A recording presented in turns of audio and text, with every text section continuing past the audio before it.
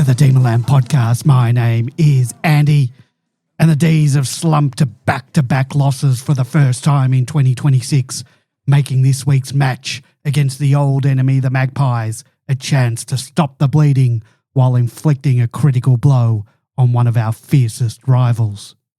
Joining me tonight to dissect the one that really showed us where we're at is George. Good evening, George.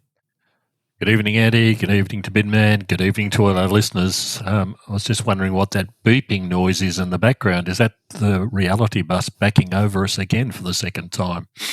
It's going back and forth, back and forth, back and forth.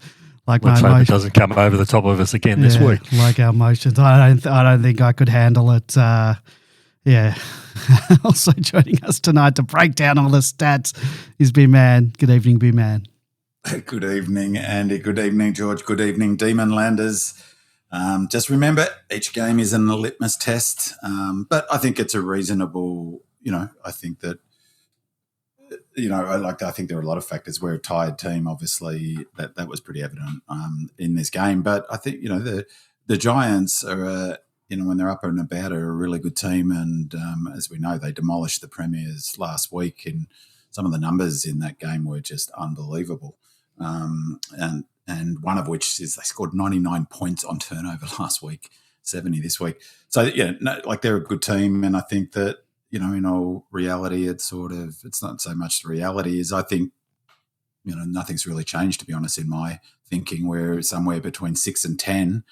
And as I've said a few times, I think, it'll be hard. Top four obviously isn't a reasonable thing. And I think top six is, and we've got a really good run of games coming up. But it's going to be a massive challenge to finish in six. I did a little digging in. Really interesting thing about the unintended, I don't know whether it's unintended consequences or not, but it hasn't been fully, I don't think, unpacked yet by the media, is that this wildcard round is changed what's the current system called? The top eight system? Not the McIntyre was the previous one, wasn't it? Are you talking about the new top 10? No, the current, like the model that has been in place since 96 or whatever, just the top eight system. Is the wild card. I'm not sure if they're it's still a top eight system once the wild card round is done and dusted. You go back to elimination finals, qualifying finals. Whoever wins the wild card games finishes 7th and 8th based on. That's right. And so, as I said, I don't think this has been really talked about at all yet. But the penny will drop. Is that it's actually leaving aside the wildcard aspect of it, it's a radical change to the finals, because for the first time under the final eight system, one elimination finalist will have an advantage over the other elimination finalist. They will have had a week's break and will be playing a team that won't have had a week's break. And hopefully, potentially a cutthroat, essentially an elimination final the week before, and having to essentially play a second elimination final the following week against a team that's had the, legs up for a week and chill and can focus, watch that game, look at it, unpack it. That gives a massive advantage. It's given 5th and 6th a huge advantage akin to the top four. Exactly. It's a huge change, a massive change. So I think 5th and 6th is still well and truly on the cards. But that's going to be a challenge, obviously, and not, so hopefully we don't fall into that 7 to 10 bracket. I think it's a massive change to the final system and gives that team's 5th and 6th a huge leg up. And the other thing that those two teams, the teams that finished 5th and 6th, will get that other elimination finals didn't, is that, normally they would have anyway, but the home ground, so they get the home ground advantage, which was always the advantage you got if you finished 5th or 6th in an elimination final. But in addition, as I said, you get a week's rest and play a team who's played an elimination final the week before with no week's rest. So two teams coming in the elimination final won't have had a pre-finals bye, which I think is a huge shift, a change to that final eight system. I think it might be a bit premature for us talking finals off the back of 2 losses in a row. So let's go. More than half the teams in the thing will get close. So I pretty right. I'm so only because someone answered this question is what is the status of the games, of the wildcard games? And Deenox answered my question, which is on Demonland, which is that they'll count as a final in the players' records, but they're not a final. Why aren't they a final? I think the AFL is... Well, because they're not a final. Their wildcard isn't really a final. The finals are the following week. But eventually it'll just be that it'll be considered a final. The final, the top 10. Now, however they want to paint it now, but for all intents and purposes, you want to be there in that at that pointy end of the season. But anyway, whatever it is. But yeah. All right. Well, the last 2 weeks have certainly hurt our chances of finishing top 6. There's no argument there. Definitely. I mean, look, we've got to win all the games we're meant to win, and then we've still got to take some scalps. So anyway, 1 week at a time, as we say. Each week I do invite our loyal listeners to support the podcast and leave us a 5-star review and a comment on Apple Podcasts. And we do appreciate that feedback, and we do give a well-deserved shout-out to those who take their time to share their reviews. And Smooth Operator writes, my go-to Dees pod, excellent podcast for Dees supporters, sharp analysis, strong chemistry, great club insight and plenty of passion. It feels like a proper footy discussion from people who truly understand the Demons and its supporters. Always worth a listen. Thanks, Smooth. Much appreciated, and keep those reviews coming throughout 2026. And if you leave us a 5-star review and a comment on our podcast, we'll give you that shout out like we gave Smooth on the show. And don't forget to check out Bin Man Stats Files podcast, which drops every Friday. It's a companion pod to this show with Bin Man deep diving into the numbers behind the game, the stats that explain why the Demons dominated or why things didn't quite click like this week. He'll review the previous match and preview the upcoming ones, so keep an eye out for that in the Demonland podcast feed every Friday. And you can also follow us across Facebook, Instagram, and X. If you want to leave feedback, send through a question, or just share your thoughts on the show, jump into the weekly podcast thread on Demonland, or send us a DM. And don't worry, we won't read out your full name on the air. And from Facebook, Billy W. writes, thank you for the emotional tribute to Neil Danaher on last week's podcast. Summed up everything I was thinking about the great man. He was an amazing, determined, and strong-willed, beautiful soul. May he rest in peace. Thanks, Billy. The Reverend was a truly great human being. And Emily G on X says, week 3 of listening for my shout out and not getting one. Who is this? And that was just a private joke between my sister and I. So everyone else can ignore that. Em, there's your shout out. You finally got it. Thanks for the reminders.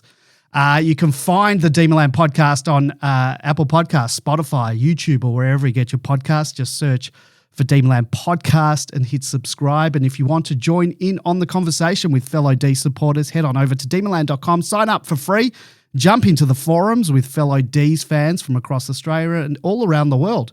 Now, if you want to call into the show live, give us a buzz on 0486 387 929. That's 0486 387 929. And if you're listening live on your phone through demonland.com, just hit the call button on the player, and it should open straight in your phone app, and you can call that number during the week and leave us a voicemail for the podcast. And those calls go directly through to voicemail, so no awkward conversations with an actual human is required. We got a voicemail from Rose Star, which I'll play a bit later on. And yes, the chat room is back. If you're listening live and want to join the show, just click the chat button on the podcast player.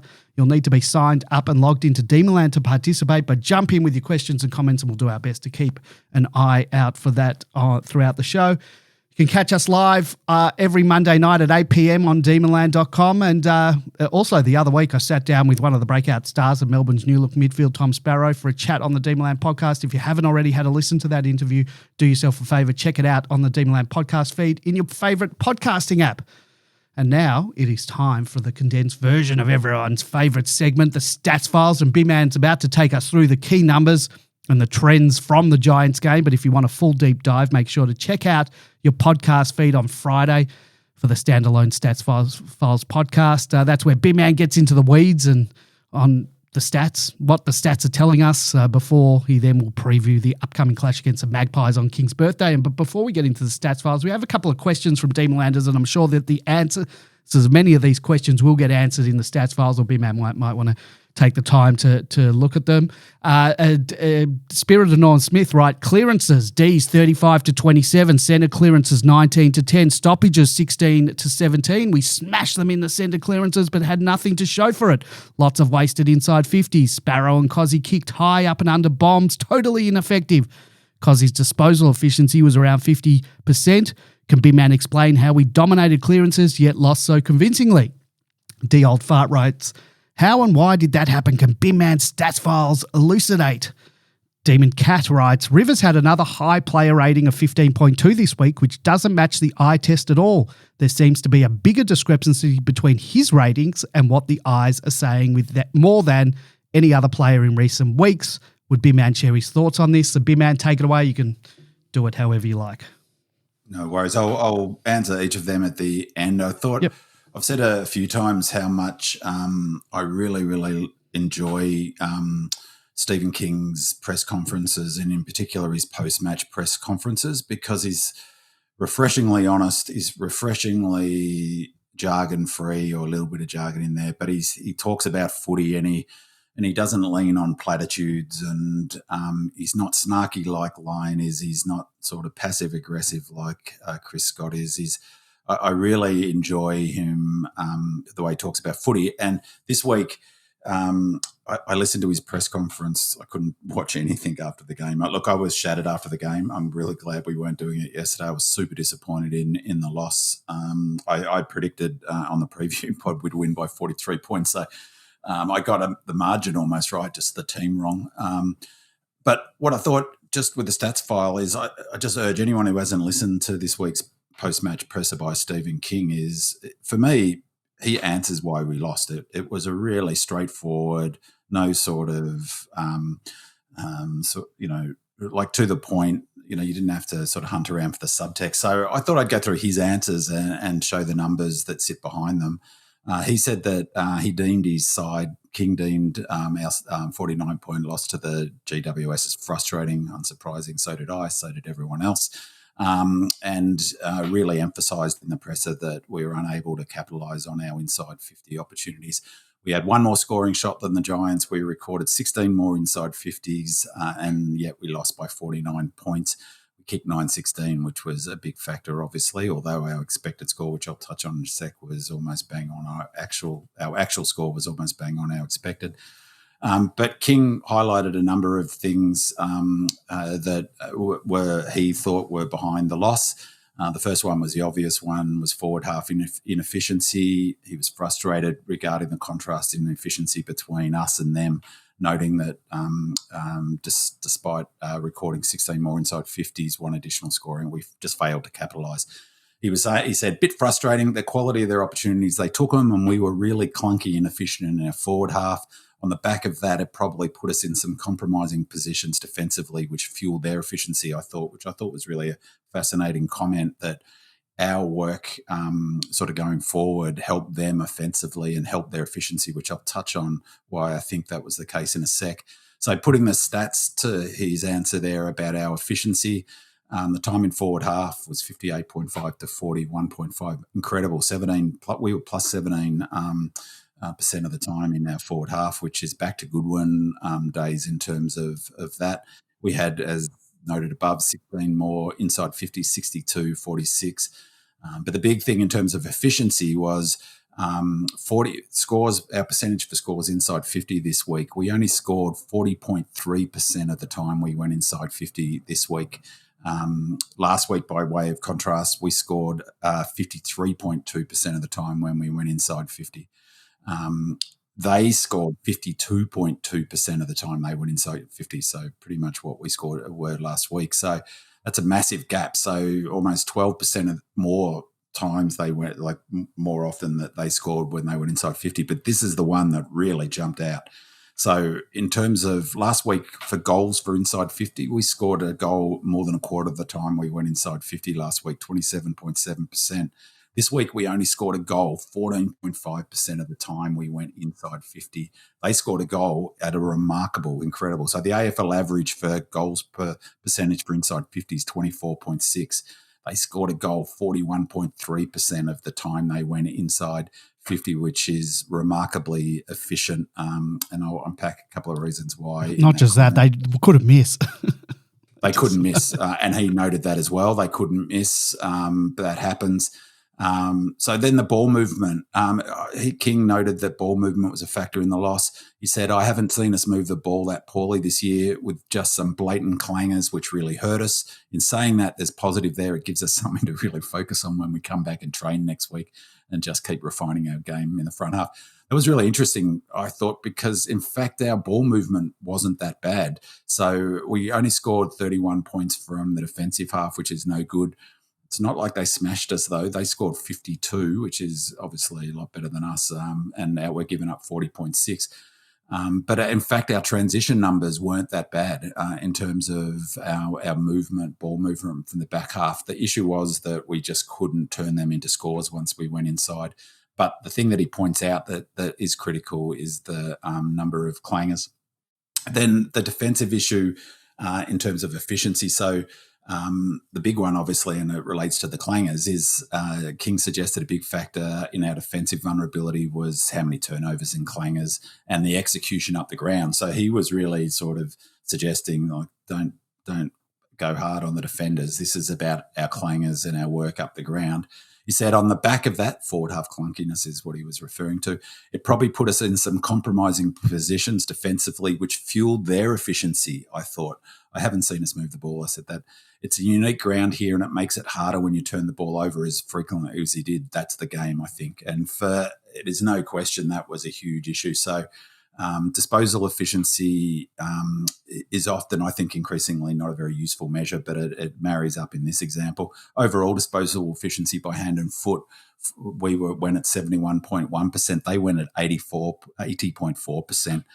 More telling was their kicking efficiency, which, again, I think is not normally a great stat, but our kicking efficiency was 65% of the time we hit a target in this game, 77.6% of the time they hit a target. That's a massive differential of 12.6%. Clangers, this is what he mentioned before, 55 to 47, so we had 8 more clangers than them. But it's worth noting last week we had 59 clangers, so we had 4 more clangers last week. But they really, really hurt us. Equity ball use I've talked about during the season. So the equity is the aggregated player rating points for all players up into a total, and then you can break that down into categories, one of which is how teams use the ball. I've increasingly thinking that's a much better, more nuanced way of sort of getting a handle on how well we use the ball by hand or foot than kicking efficiency, for instance. And this week it was stark. So our equity ball use for points was we only aggregated up across the whole team 50 points this week for rating points for how we use the ball. And the AFL average is 51, so just a touch under the AFL average, but way under our season average, which is 61.8. So we only had 50 points for ball use this week. They had a whopping 91.8 of their points, of their player rating points were gained through how they use the ball. That's all not far off double, 41.8. That is remarkable. So again, and so the AFL average is 51.7. They had 91.8 player rating points in how they use the ball. So the big one, though, how that parlayed and what he's saying in the clangers and the turnover, where it parlayed in the big thing was turnover. So as I said, they scored 99 points last year. They scored 99 points last week against the Lions for turnover. So brutally effective. They scored 74 in this match. Incredibly accurate. I think it was 12 goals, 2 on turnover. We managed 49 points, which isn't actually too bad. Our season average is 52.7, so just a tick under, but they smashed us on turnover. One of the stats that Wheelo keeps is chain score, expected chain score. So scores from specific chains, what the score should be, or on average should be AFL average. So we just were terrible in some of these. So our expected chain score when we won a centre bounce chain, when we won it from the centre bounce, was 17.7, yet we could only score 4 points. We only scored 4 points from centre bounces. Terrible. Stoppages was much better, but turnover was almost bang on. But the Giants, on the other hand, Their expected score from the chains that began from the centre bounces was 9.3. They scored 19 points, so almost 10 more points there. Their expected score from the chains that began from stoppages, non-centre bounce stoppages, was 14.3. They scored 25, so nearly 11 points more there. But the big one was this one. Their expected score, chain score from when they turned the ball over, when they got the ball back over from us when we turned it over, was 44.3. So on average, teams when those turnovers are aggregated up, would score 44.3 points. They scored 12 goals to 74, which King noted their accuracy. That is almost 30 points above the chain equity. So the expected chain score, not the equity. That's remarkable. And that's the game right there. That's a huge difference in the score. He mentioned, so one of the things I love about King is he loves stats and he references them all the time. It's in his mind. Expected score was just yet another thing. Champion data, as I've noted before, they built all of these data points for the clubs. The club wanted a way of knowing, this is not for the public, it's going out to the public, but the clubs wanted a way of knowing where they are in games in real terms as opposed to the scoreboard. For this reason, he obviously told this to the team at three-quarter time. He noted in the presser it was a 5-point margin expected score at three-quarter time, and unfortunately, credit to them, they just held in the last quarter. They just held onto the ball and took some juice off it late. So the expected score for the match was, for the second week in a row, our expected score is under our actual just. Expected score was 70.1. Our actual score was 70. The big one was their expected score was 86.5 and their actual score was 119. So on expected score, we lose that game by 16 points, which he will talk to the team about that. He will have said at three-quarter time, there's only 2 points different on expected score as a way of saying you are in this game, you're playing well, you've just got to put the score on the board. They did their damage from set shots. Their expected score from set shots was 61.7 and their actual score from set shots was 86. Ours was almost bang on. So their set shot kicking was amazing. King also... I feel so much better now, big man. Thank you. Yeah. Well, yeah. Well, this is what he will be using. That's why he would have raised it at three-quarter time. I'll bet my bottom dollar that's why it was in his mind in the press conference, because he knew at three-quarter time the expected score gap was 2 points, and obviously he would have said to the boys, you're in this match. Didn't pan out that way. He also addressed four more issues that were factors in the result, but I'll leave them because there's a question that relate to each of them that I'm going to cover off. So I'll touch on King's response when I answer those questions. So he was asked about the impact of fatigue.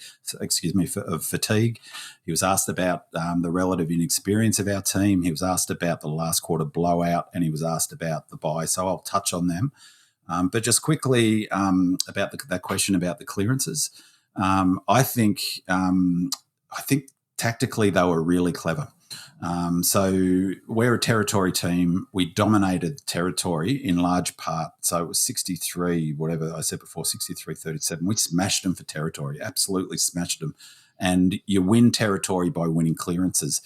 So just on the numbers, the total clearances were 38-34, so +4 for clearances. Centre clearances were 17-12. Stoppage clearances, they had one more than us, 21-22. We got first possessions 40 times to their 33, so +7 times we got first possession, and the first possession clearance percentages was pretty close to the same, 77.5% to 81.8. So long way of saying that we absolutely won the clearance numbers. So in total, +4. So we won the clearances, but we couldn't get any scoreboard impact. The Giants were +15 from centre bounces from scores. So it's really, as I've talked about the last few seasons, it's not about the number of clearances. It's about the scoreboard impact from those clearances. But, of course, clearances play an important role in winning territory. The Giants were +15 from centre bounces in large part because we were 0-4. So we missed 4 shots when we were coming out of the centre. They were +9 from around the ground stoppages. So all up, they lost the stoppage count by 4, but they scored 24 more points from centre square and around the ground stoppages. So that I think though I think tactically they were really clever. Right, so I think that was a lot to do with how Kingsley set the game up. because the direct scoreboard impact, I think, in this game from stoppages, I think is only one piece of that scoring puzzle.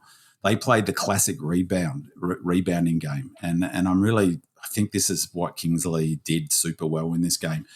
So we've got a massive advantage in our stoppage and clearance work. That's given. Kingsley in his presser noted that. He said, I thought the way we defended was really strong. We didn't win centre bounce, but we restricted their scores from that really well. I thought our stoppage game was in good order. Even though we got beaten in clearances in the end, our ability to restrict their scores, and I think they're the number one team from stoppages across the course of the year, which we are. So to be able to restrict that to maybe 2 goals in the end was a wonderful effort from our guys. So it just shows again how sort of alert these guys are to the stats. But to mitigate our advantage at the stoppages last week, the Dogs, Bevo brought 2 extras to the stoppage, and it was really effective in terms of mitigating both total raw numbers. We actually scored more than the Dogs from stoppages, but we had fewer stoppages, so that helped them last week.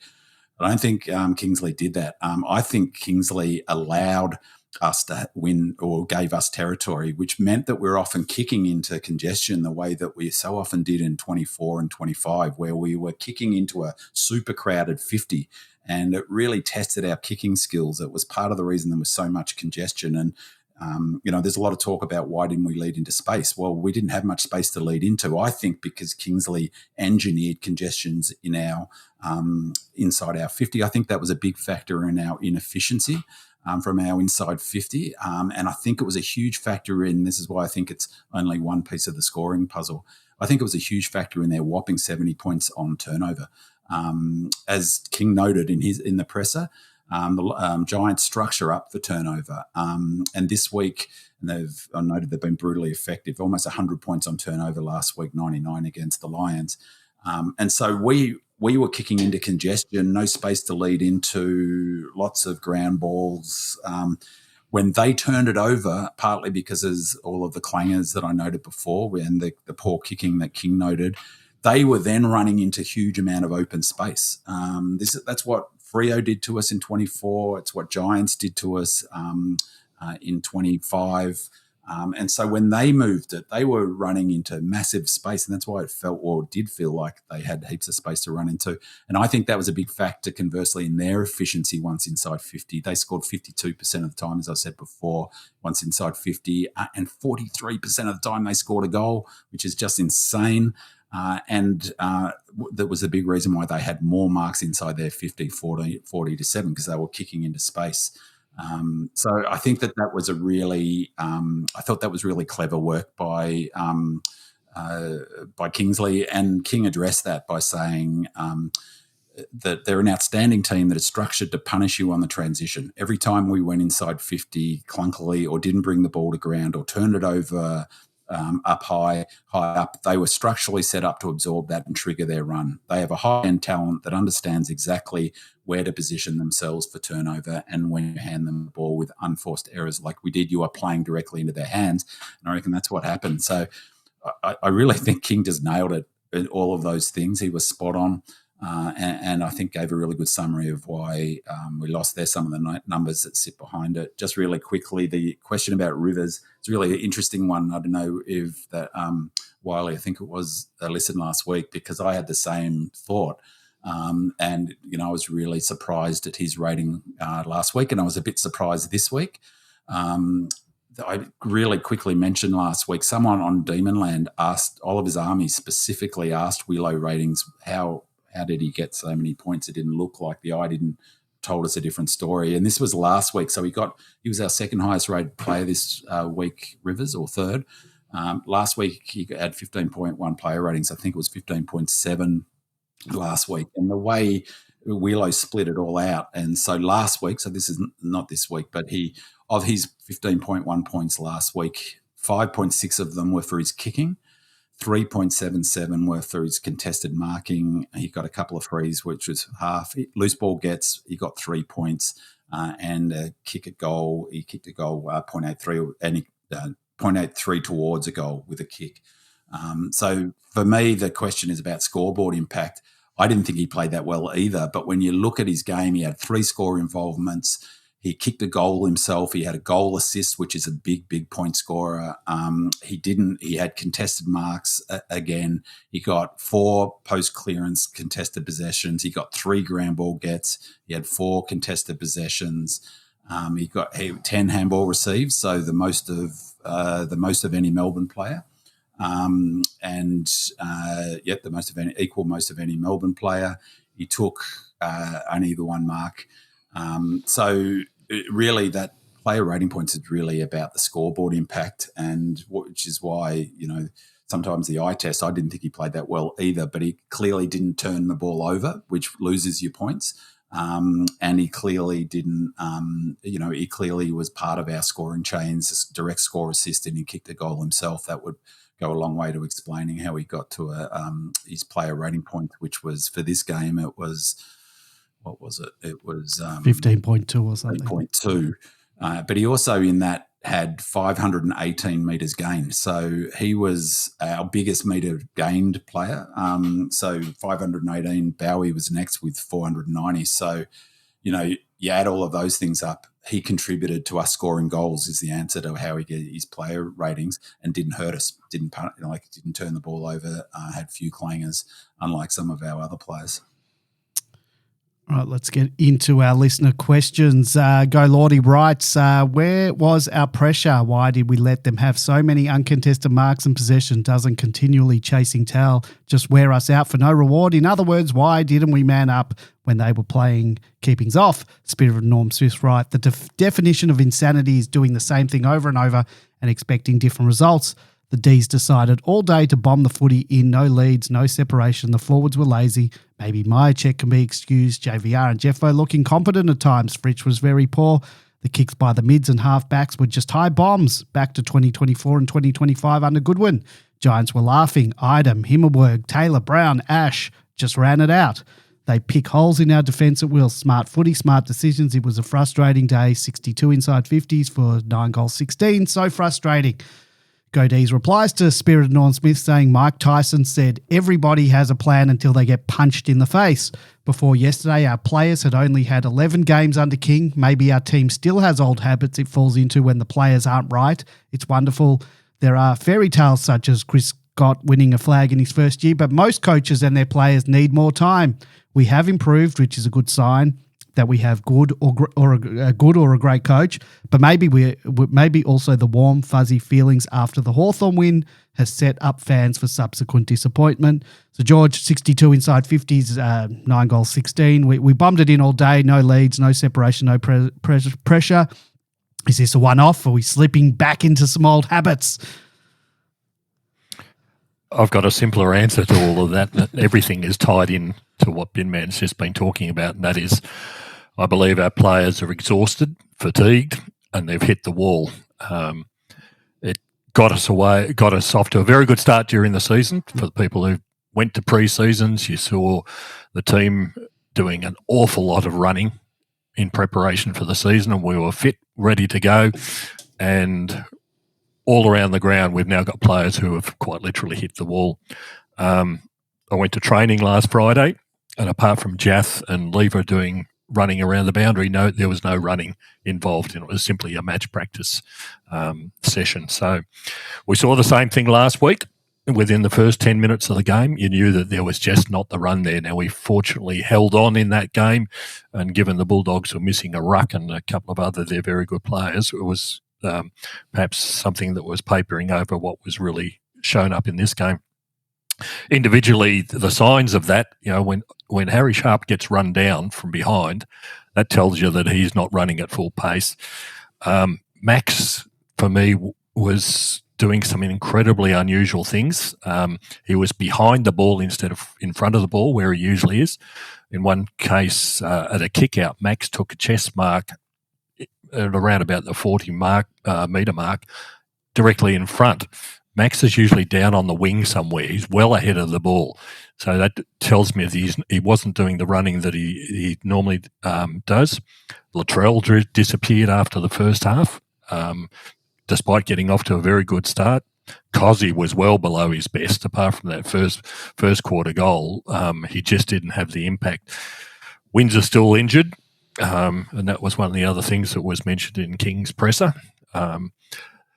So you've got all these players who have been brought into the team to run and continue to run, just not where they should be. The forwards were awful, quite frankly, except for Myercheck. Myercheck knows where to lead to, and certainly 2 out of his goals were the result of leading to the right spot. JVR, unfortunately, in this game, same old story. He's either stuck in the ruck or he's stuck on the bench, so he's not in the forward line, so it's not surprising. Fritsch just wanders around at the moment. Jeffo we'll talk about later on again. But the reality is that we don't have forwards who are presenting to the right spot. Now, if you're coming up the field with the ball, who do you kick to? Or kick to the right area. When you've only got one player in that forward line doing that, leading to the open space, you get the results we had. Now, everybody who's played any sort of sport knows that doesn't matter whether it's tennis, doesn't matter whether it's basketball, doesn't matter whether it's football, that your skills drop off dramatically when you're tired. And this is exactly what we saw in this game. King mentioned in his presser about the inefficiency. That was the inefficiency that is the result of people who are just too tired to be able to hit the kicks that we needed to. If we'd hit those kicks with the inside 50 opportunities we had, we would have won this game, but we didn't, and we turned it over to probably one of the best rebound sides in the competition. You saw the incredible numbers that Finn Callahan had, but also Lockie Ash, particularly in the half-back line. He just cut us to pieces. It wasn't surprising that they scored so easily and got so many opportunities up the ground, because the ball just simply went from one end of the ground to the other unimpeded on numerous occasions, and it was unimpeded because we can't run with them. When they were going fast, we couldn't keep up with them. We've had an exciting start to the season. The plan was always, and we were told it was going to be a fast, exciting game, and it has been. But that depends on the people being able to execute that. We had the running power in the first half of the season, but there's a cost to it, and we're starting to see the cost of it now, unfortunately. I hope that we don't fall into a big hole as a result. I hope even this week that the 1 day extra break will enable us to come up to some sort of position where we're not as tired. So we've just got to wait and see now. But the guys are really, really struggling at the moment. It was very evident in this game. Ben, anything you want to add to that? Because we're going to bang on, George. And I think a couple of things is that you're spot on. We're looking tired, which is we'll the next go into that in a so second. I won't unpack that. I'll touch it. But I think the couple of other things. One, I'm like I've been a JVR fan for a long time, but I've got some growing concerns about. He just keeps running under the ball. He just doesn't hold the space in front of him. And you mentioned Myercheck. Some of the way he holds the space in front of him as a forward, he's so clever. But JVR and Jefferson didn't offer much in terms of that movement. But I think you touched on an interesting thing that doesn't really been talked a hell of a lot, is that there's a combination of young players and older players. But you mentioned Maxi. That was his lowest rating game all season by a country mile. He's like way. So our best players had Cozzy still had a rating of 15.4. He was our second highest rated player. But this week, our highest rated player was Jake Bowie, 15.9. Their highest rated player, you mentioned him, was Finn Callahan, 27.6. There'll be maybe 2 or 3 games, maybe 10 tops all season that a player will get more rating points than 27.6. And then Harvey Thomas and Toby Green. So, and then Briggs and Bedford. So our gun players, Cozzy had a good game, but it wasn't as damaging as he is. 50% was mentioned before, his disposal efficiency. Our next one rated player was Trent Rivers. So our highest rated player in this game was 15.9, which is, Maxi's averaging 19 this season or something. And he looked like, I have to wonder, I mean, he didn't look like he was running over the ground that well. Briggs physically really got into him, and Briggs is always going to do that. It was a curious. What was your take on the decision to not play Heath? Like, it might have been to give him a full game thereabouts at Casey. Yeah. As simple as that. Well, when they did, though, I assumed then Maxi would be at his running power best, but he didn't. He didn't look like he was. I don't know if the heat was like, it was hot. That was the other thing. Apparently it was 26, 27 degrees at game time. I think we've just got to, or King has to just realise that Max needs to be given some relief, and it doesn't matter whether it's, if Max Heath only gets 24% game time, well, so be it. But you've got to give the guy a break. When we're only halfway through the season, there's a long way to go. So, I thought it very strange because the forecast for the temperature didn't change. It was always going to be 26 or 27. It's going to be a hard slog for the whole day, and you've taken Max Heath out of the team and left another part-timer in to give Max Gawn some sort of relief. He really didn't get any. No. And I thought Briggs played really smart on him, and he seems, the ruckmen that give him most sort of concern are the ones who are physical with him, who've used their physical strength. And Maxi would have been, how furious would have Maxi been, Briggs taking that out of the air. The other point, though, just before we go on, George, is you can't undersell, and I think that's what he was touching on, King, in the presser, is if we'd been accurate. One, that's the first time I've heard him criticise all season the players' skill level. I don't think he's done that before in that same way. King was clearly frustrated. It was pretty awful. Yeah, it was pretty awful. But if we had taken our chances early on, like we were 0-4, 4 points we scored from our centre clearances. We had some nice, good looks out of the centre square. Latrell missed one early. Windsor did a terrible kick inside 50. There were a number of good chances. If we'd taken those chances early, the game could have looked different. I mean, they deserved winners. I'm not taking that away. The other thing is you can't really I'll speak to this and thing, but you can't really consider that last quarter. We fell off a cliff in that last quarter. King referenced that as well. So, all right, let's get into talking about fatigue because it leads right into that. Radish D writes, was this just a heavy load week? No pressure, no functional defensive system, bad kicking, long bombs to the forward line. Is this just a tired team or has our bubble burst? El Diablo 14 writes, if we are indeed loading, does it make sense to risk going 0-3 to the bye? Wouldn't it have made more sense to peak before the bye and go at least 2-1 heading into it? Wiley D writes, King acknowledged preferring to play at the G and that fatigue might have been kicking in. My take is that we are tired, given no bye until round 16, but we are fit enough to win yesterday. However, our unforced turnovers killed us. Again, I love that King is clear about what went wrong and what we need to do to fix it. Whether we can fix it as we grow fatigued into the middle of the year with a very inexperienced team is anyone's guess. We've got a voicemail from Roadstar. G'day, boys. Roadstar here. What was a very, very disappointing loss, wasn't it? You guys will cover it off, I'm sure. But we looked uninterested and, unfortunately, uncompetitive at times. Just didn't seem to have the fight and the will or the run in the legs to get that anywhere close to done. I mean, it looked like we had a little bit on our terms early in the second term, but inaccurate kicking just cost us again. That, unfortunately, was a time warp back to last year, wasn't it, with Goody's philosophies. We obviously didn't have the run and the dare last year, and bombing it into the 50 just did my head in.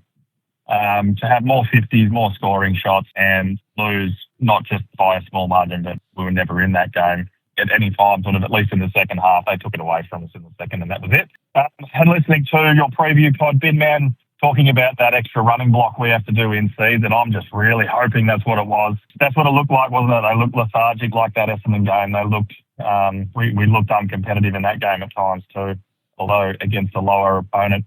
So let's just hope that's what it was, because I cannot stand to lose to the Pies again. We just have to win. We have to win for Neil. We have to win for the supporters, and just we need something to hang our hat on. And we're going to feel like we're just going back to the same old if we lose to the Pies again. I don't know. But anyway, guys, really can't wait for the pod and look forward to it as always. And let's go, Dees. Come on, boys. Let's get up for this big game. Fight MND and beat those bloody Pies. Yeah, let's beat them. Big man, loading and fatigue theory. You've been tossing it around the last week or two. I thought that you would assure us that the loading preparation was for the Giants and the Magpies blocker games. Let's hear what you have to say this week. Well, I don't think that we had a block of training for. I think we did ahead of the Dogs game, and I think we were set for this game. That's what I meant. For the Pies game, you assured me, big man. I told everyone. Well, big man no, said. I honestly think we were. I think I 100% agree with Wiley D's comment that basically King acknowledged my take. The fatigue might be kicking in. He acknowledged that last week as well in the post-match presser. But I totally agree with Wiley D that the question was, my take is that we were tired, given no bye to around 16, but we were fit enough to win yesterday. However, our turnovers killed us. I think a couple of things that I totally agree with what George said is that I think we were, as best we could, set for this game. I think what happened is the heat came along and we ran into off the cliff in terms of our running. So I think, there's no way that we did blocks of heavy training for ahead of this game. Ben, before you go on, Gorn of the Dead just asked in the chat room, Ben man, can you advise what loading is? Seen it a lot on the forums, but not aware of it. And obviously we've probably got a lot of listeners that, you can't just expect that everyone knows what loading is. So yeah, just a quick thing. Maybe next week I'll do it in more detail, but essentially it's preparing. It's really interesting. Listen to Chris Scott's press conference after that game. I was watching that game and I knew what the deal was. They're now talking about it more and more. Listen to the press conference, Gorn of the Dead. He says, the footy season is a really long season. It ebbs and flows. It is not possible to be up every week. They have to plan. They plan in advance for how they're going to be able to get through the season and peak at a particular time. The only time that they can do the proper amount of strength, which is physical, the weights and all of those things and the power, and then the aerobic, which is the running training. The only time they can do that uninterrupted without playing a match every week and getting smashed to billios is pre-season. And then in season, they have to look for opportunities where they can get extra work in. That's just essential. Loads is just extra work in order to be in the best shape they can, in order to make finals, in order to win the target games, and in order to be able to get through and finish high up the ladder and then peak again. If you look at Brisbane Lions, you just look at a photo of them on grand final day as opposed to round 11. They look different, and that's because they've timed their run to perfection every year. And the analogy I've often used is like a Tour de France. Is that you want to win the yellow jacket, you don't win every stage. Some stages you've got to give away. Some stages don't meet you. Some stages you need your team to help you out with the goal of winning the yellow jacket. And that's the way they plan the season. And it's made more difficult when you don't have a bye. And normally, up until the last couple of years, the bye was in that mid-season when all clubs did it. And so when you listen to Chris Scott, he talks about the ebbs and flow of a season to explain the result, the loss, which was, as I said at the beginning of the season, it's because of that there'll be bunches of anomalous results all season. We've seen them. I mean, we've seen them already. The Giants put 14 goals past the Premiers in a quarter. So we're not the only team to have been beaten by the Giants. And just last week, it's just that when you're a footy fan, you don't look at the other clubs. Geelong were poor as on the weekend, absolutely poor as. They were sitting on top of the ladder before that. You watch Freo, are everyone's darlings at the moment. They will have some anomalous results where they'll lose games where people will go, how on earth did that happen? So, but I think I agree with George. I think we're a young team. We're hitting the wall. There's no question about that. But I think we were set for this and it just didn't work. Just because you're set for it doesn't necessarily mean it's going to work. Our intensity was pretty good. Our numbers were okay. Our pressure was reasonable until it completely collapsed in that last quarter. So in the match, it was 156 to 178. It's a good measure for intensity. The last quarter was 143 to 161. 143 is our lowest pressure rating in a quarter all season. We just stopped to a crawl in that last quarter, and King rightfully noted that he said that stretching Melbourne. In that last quarter, they really stretched us across the ground. They used the full width of the venue, held onto the ball, and just took the juice out of the game when they needed to, and then pulled us out of position. And the numbers tell the tale of a tired team in that last quarter. It was unbelievable. So, for example, disposals, we were plus 13 for disposals in the first quarter, minus 58 disposals in the last quarter. We were plus 19 for contested possessions when we were up and about fresh in that first quarter when we didn't put it on the scoreboard. Plus 19 for contested possessions in the first quarter. We were minus 8 in the last quarter. Uncontested possessions, when our best quarter was our first quarter, we were running on top of the ground, minus 2. The last quarter, we were minus 47 uncontested possessions. And it goes on and on and on. Minus 45 marks in the last quarter. We still had more clearances than them in the last quarter, plus 4. And on and on. And so we collapsed in that last quarter. There's a few factors, I think. The Lucifer Heroes did some analysis in the stats file thread on the relative age. They thought that it was a big factor in the result. And it can't be denied the Giants in total had 600 plus more games experience out on the field. We had 11 players under 50 games. We had 5 players who were 0 to 20. They had 2. They had 6 players under 50. So they had twice as many players over 200 games. We had 3. They had 6. Nearly half as many players under 50 and under. 117.9 average games to 91.3. That experience tells under pressure, but it also multiple pre-seasons protect yourself come mid-season when you're really running on empty. And that was really evident in some of our stats for our younger players. So last week, Harvey Langford had his best game of AFL footy. He was absolutely dominant, our second highest rated player. I think he's 17-point player rating points. This week, 2.8. 2.8. He was the third. He was our second lowest rated player on the ground, third lowest on the ground behind Canelio, who went off injured, and Andy Menzies-Wakefield was on the bottom. So, that's chocolate to boiled lollies in a week, and that's what happens to young players. Howes had a great game last week, was poor this week. Jefferson, Van Ruin, they're all going to struggle as the season goes on. So I don't think we were loading. Of course, we weren't loading for this game, but we're definitely hitting a wall. That stuff about not being able to get the run and carry, that's a manifestation of fatigue. So, I think that there's a number of factors that come together. We've got another thing he was quick to note. We've got a good break. The players can rest for a couple of days before the Pies game. I think finally, just the last thing is I did look at the numbers. A really, really good measure for lack of leg power is the running the average speed in defence. And so as I've said before, average speed in defence is when the opponent has the ball, not actually in the defensive area of the ground. So that defensive average speed in defence is critical.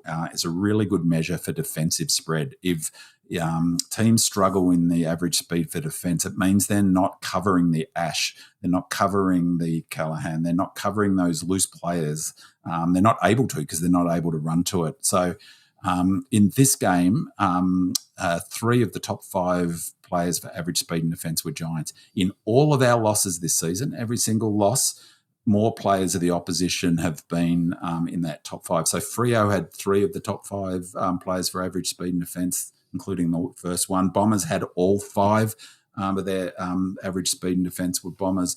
Against the Swans, all 5 were Swans average speed. And the Dogs last week, the top 4 were all Dogs for average speed and defence. So it's a clear correlation between when we're not defensively spreading and losing. As I said, all 5 losses so far have been when the opposition has defensively spread better than us.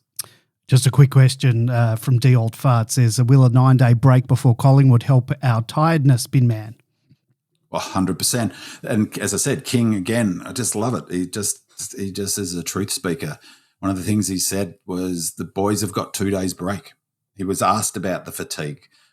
He mentioned how many players. He mentioned that we have 11 players on 50 in that press conference. So it was in his mind in that answer. He mentioned the width of the ground, the conditions, and his first thing he said in answer for that was the boys have got 2 days off, 2 weeks, 2 days off, and that'll be huge. So, just taking George's point, they probably won't do much training. They'll probably as light as possible. That going back to that question of loading, if they take a big rest this week and don't do much aerobic running, for instance, and don't do much strength stuff, that will maximize the likelihood we'll be fresh against the Pies, maximize the likelihood we'll be able to do that sort of running that our game is based on. But it will also make it more difficult the following week against the Bombers because we will have essentially missed a week of training. That's where the loading comes in. At some point, you've got to do the additional running. You've got to do the additional weights. If we take a week off, essentially, or have a big reduction in our load, then it might benefit the Pies game. It will, 100% will be fresher. But then we need to do Man, what are you doing to me? Bombers. If we are the only team to lose to the Bombers and lose to them twice in the 1 year, that disqualifies us from any wild card round. That should be an immediate. Doesn't matter if we qualify or whatever. It's like, no, we should get relegated. We should be playing. I agree. I think in the that's a fair VFL call. next year. I'm sorry. Well, and you know what? We've only got 5 days into the Bombers game. So that's what the high performance Thanks for that. program I'm out of managers here. have to juggle. And we've got no bye to round 16, and it's just absurd. Giants, they've got a bye this week. It's their second bye. It's unbelievable. They've got 2 byes before we've had 1. It's a joke, this competition. It's just a joke. The first training set, there's a captain's sort of run on Wednesday, which is a light session that quite literally lasts no more than half an hour. Main training session's not until next Saturday. Is that right? Yep. So there you go. And that's a good example of, so basically they're going to be freshen them up as much as possible, but and they will have planned all of this, all at the beginning of the season, but that they have to do the makeup somewhere. They have to make up that running because you know yourself, if you were a runner, which I'm not, I don't know why I'm saying this, but if I take 2 weeks off paddling, for instance, it takes me a while to get back to where I was before I had the 2 weeks off. So if they essentially don't do much work in the next week, they're going to have to do some catch-up physical work at some point.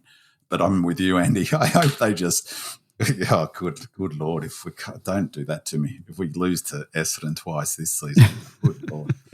Maybe I'll give up football altogether. If you thought MFCSS was bad before or at any other time, that is...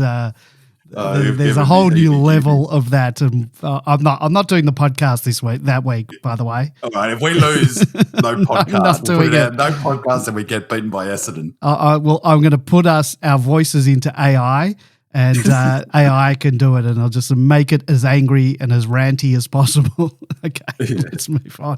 Franco M on Facebook writes, "Thanks for the podcast, boys. I listen every week and have developed a much greater appreciation for how the game is played and the reasons behind wins and losses. For the life of me, though, I cannot understand why we appear to put so little time into Finn Callaghan through the midfield and Lockie Ash across half-back after being carved up in a very similar fashion by Ed Richards and Bailey Dale the week before." Wiley D writes, when asked in the press conference about negating Callaghan and Ash, Stephen King responded that our poor ball use and turnovers were the real issue and that the Giants had built their game around punishing opposition's mistakes. Essentially, it was the risk-reward trade-off of Melbourne's game plan that backfired. If we hit our targets, Callaghan and Ash don't get the ball.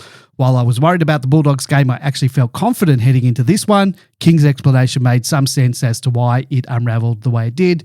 So, George, did you get a sense of deja vu watching this unfold after what happened against the Bulldogs? And is there a concern that Melbourne isn't doing enough either before the game or during it to curb the influence of opposition players who were clearly driving the team's ball movement or their team's ball movement?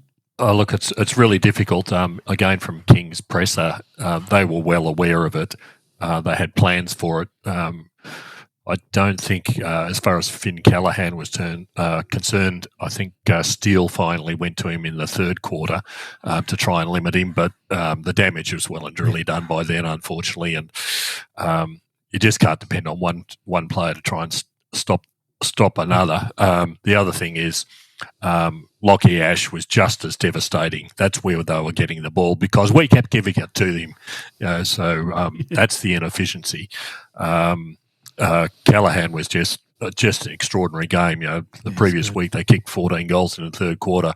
I don't know if there's any other player got more metres gained than what Callahan did this week. It was just incredible. It's the 700, ridiculous. 558 at half time it was. Yeah, they couldn't wait to get to a kilometre, yeah. Yeah, so as who was it, Wiley Dees said, if we stop giving them the ball, they don't get those sort of numbers, but we just kept giving. The other really tragic thing is where were our defensive forwards? To stop them, there was nothing. We got nothing from the. We'll talk about the forward line later on, but there was nothing. They kept continuously coming out of there. That set up their orange tsunami, as they call it. But that was the reality of it. The other thing is that Callahan and although he's played in the mid predominantly, but Ash as well.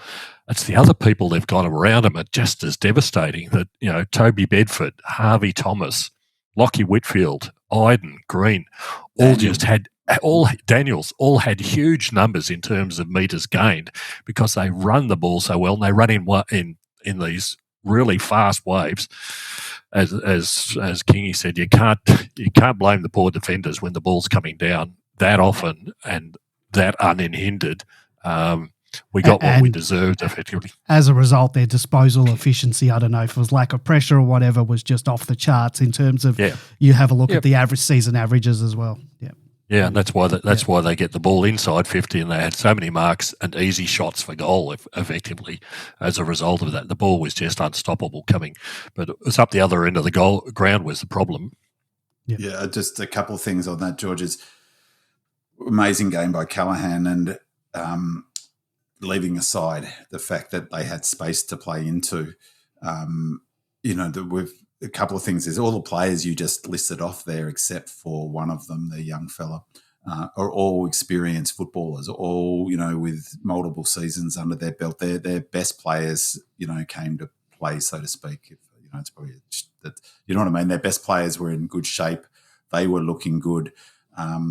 But, we haven't talked about it as much this season because it hasn't been such a big issue. But, it's not like our kicking skills have suddenly gone from average to amazing because Claz and Track have gone. We've still got some pretty average kicks. And that one of the things that really stood out for me, and I know, as Andy said, a lot of their kicks weren't under pressure, but Callahan and Ash's kicking skills are unbelievable. They're so good by foot. And then the players that mentioned, Green, one of his kicks under pressure, they're just such good kicks.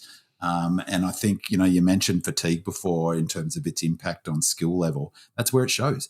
If your technique's not, up to snuff, then it'll be exposed when it's hot and there's pressure and fatigue kicks in, which I think there was a bit of that yesterday. And the other thing that you touched on, I just wanted to also reinforce is, that was the one thing that I felt there was a ripple of very strong frustration from King in the presser was about the forward defensive work. And I think, there's three players in there that, were concerning from that perspective. Fritter, Jefferson and Van Ruin. If you're not going to be kicking goals, then you've got to come to the party on defensive run and spread and pressure and those things. They didn't. And our defensive numbers were actually really good despite, their efficiency. So, which was a lot about that ball movement. And I think the point he was making is defense is all team, and that there were some players, and I think you've hit the nail on the head. They were forward. Those key forwards didn't really contribute much in that space. Defensive run, pressure, or unfortunately on the scoreboard. And, it's but all three players, at least one of them must be a chance of not playing next Monday. All right. D-Star writes, I'm sure there'll be plenty of doom and gloom this week, but realistically, Sunday's game probably showed exactly where we are as a team. We had plenty of the ball, plenty of forward 50 entries and enough scoring opportunities to stay in the contest, but we still lack the polish and composure to consistently make the most of those chances. That will come with time. I know every player in the Giants side, they've been building this list for years. Yes, they have injuries, but they also don't have 11 players with fewer than 50 games of experience. That's a significant difference. For those wondering where players like Salem and Viney fit into this side, this game was a reminder of just how valuable experience can be. Young players bring energy and excitement, but experienced players bring calmness, organisation and decision-making when games get tough. We're young, exciting and loaded with talent, but we're still developing. We're a long way from the finished product. At our best, we can challenge and beat almost anyone. The challenge now is producing that level consistently, and that usually takes time. We're probably a couple of seasons away from playing consistently good football week in, week out, but between now and then, there'll be some thrilling wins and some frustrating losses, but that's the reality of development. So, B-Man, are we simply seeing the inevitable ups and downs of a developing side? Does a game like this highlight just how important experienced players such as Viney and Salem that remain to the structure and performance of the team? We had unexpected wins earlier in the season. That was exciting. A prospect of sneaking back into finals contention, even if it's via the wildcard round, that certainly got all of us dreaming. But should we be tempering those expectations a little? Is this a reminder that we're still a young and relatively inexperienced group learning a new game style under a first-year coach, and there are bound to be some bumps in the road before we become a consistently competitive side? Yeah, look, absolutely. I agree with everything that D-Star 9 says there. I think that's spot on, and I think it's really because we've been winning. We've been winning despite having a really long injury list, and regardless of whether you think, for instance, Salo's best 23, but from my perspective, of course he is. Probably is, yeah. And Viney, and then, and leaving aside McAdams was maybe not best 23. Yeah. He is a senior player, the mid-20s, 26, 27. The players, all bar one of the players that George rattled off before about how they impacted this game, are all players who have played more than 50 games. Most of them have played more than 100 games. I spoke to those numbers just before that Lucifer Hero had, speak to them again. So 0 to 20, we had 5 players. They had 2. 21 to 50 games, we had 6 players. They had 4. So that's 11 under 50 to 6. 50 to 100 games, we had 3 players. They had 6. 100 to 200 games, it was 6 and 5, so we're roughly there. But the big one is 200 plus. We only had 3 players in the game. 200 plus, they had 6. And it's not just the experience. It's not just that they can stand up. They've got the wherewithal to. Every year on the podcast we talk about the sort of wall that players hit in the middle of the season. In terms of their fitness. George is spot on. Like some of the way we were playing at the beginning of the season, we won't ever be as fresh and in good shape as we were round one in that in this season. At the moment, we're at the bottom of the hill again, and we've got to climb back up. I totally agree with that comment, and I'd add is that our injury is a really significant sort of injury list. I know that they had. They've had a lot of players out, but they had 2 players come back in, A-grade players, elite all Australian level players. Whitfield and Taylor came back into that side this week. We lost Lever. So the other one I didn't even mention, forgot him all about. His experience in the heat, maybe he takes a little bit more time. Maybe he doesn't allow that congestion to happen. Absolutely, it's a factor not having the experienced players. We've done really well to get where we have, given our injury list that we've had. One of the, really one of the best. The worst in the AFL by my count. At the moment we've got 6 of our best 23 out. So Salem, Lever from this game. Salem, Lever, Xavier Lindsay, Viney. Someone else. So at least 5 of our best 23 out. So, and they all experienced players with the exception of Xavier Lindsay. So, yeah, I totally agree with the sort of comment and question there from D-Star 9. Just to add to that, Salem and Viney aren't even training at the moment.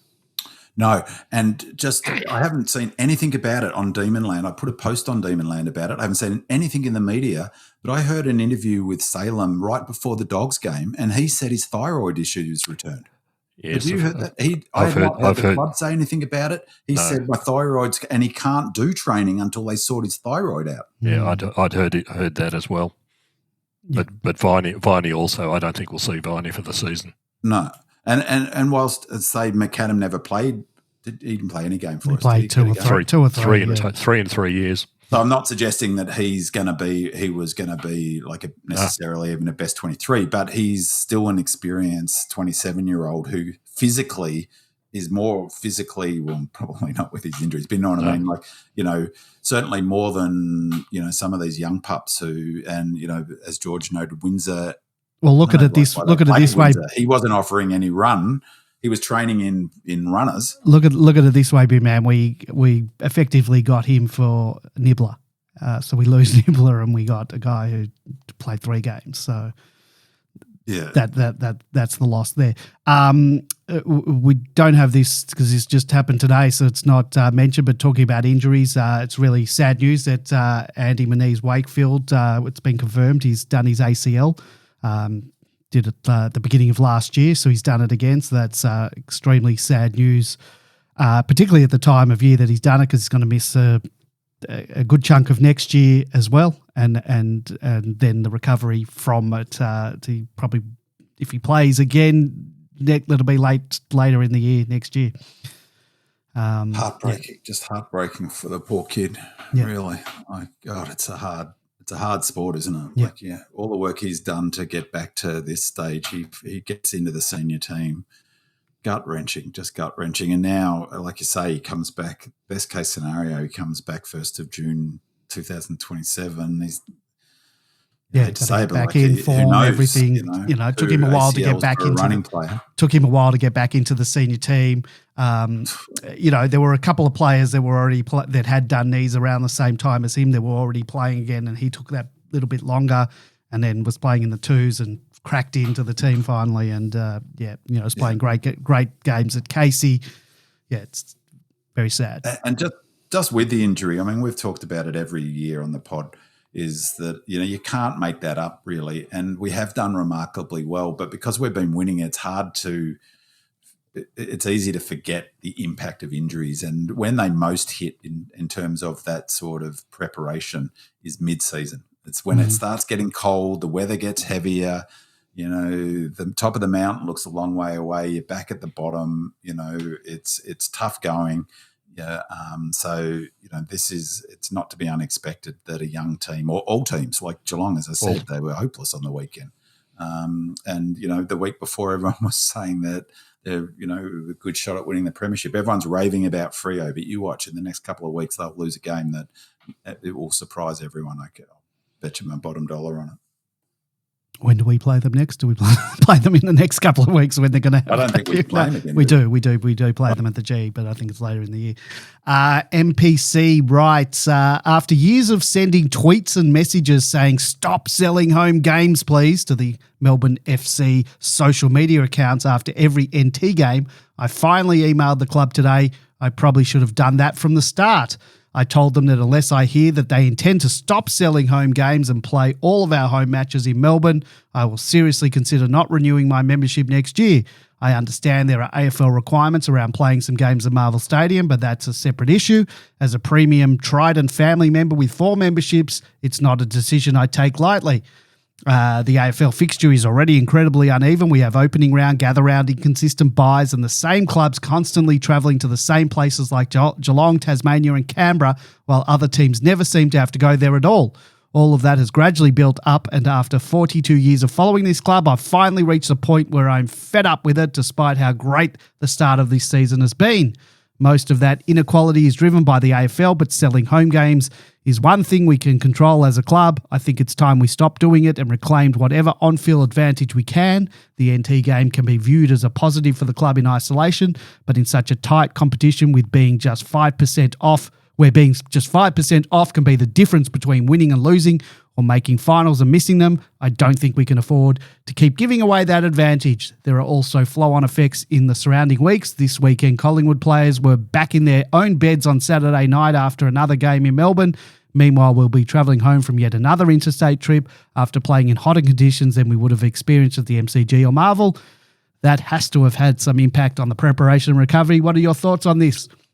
So whilst I'm not going to be cancelling my membership, I know a lot of members, and myself too, who are sick of selling a home game each year. It's made harder to stomach when you consider our record in Alice Springs, which I think is 4 wins from 12 games, if I'm not mistaken. And I genuinely value the club's connection with Alice Springs. It would be pain me to see that relationship end. However, I believe there are other ways that we can maintain the community connection and outreach. And at the end of the day, I want the club to be in the best possible position to win games of footy. Having said that, the financial side of the equation does need to be considered as well, because we do get a considerable amount of money for playing these games. So, George, is it time for Melbourne to stop selling home games altogether, or are there the financial benefits and the connection with the Indigenous community too important for the club to walk away from? I don't think there's a correlation between the two. Unfortunately, losing games in Alice Springs is because we're not playing well. We played in this game on a perfectly great day for football. Temperature is probably a little bit greater than we like, but there were 2 teams out there playing, both in exactly the same circumstances, and we lost because we weren't good enough. The other opposition were better than us. Hawthorn and North Melbourne have been playing in Tasmania for a number of years, and their outcomes have been positive to the ledger for both sides, surprisingly. So they're not suffering. It's because we've been down the bottom for a long, long time. We're just not good enough. It's not Alice Springs is the problem. We've got to win the games. Then you start to get the better draw and things like that we've absolutely been cruelled over this year.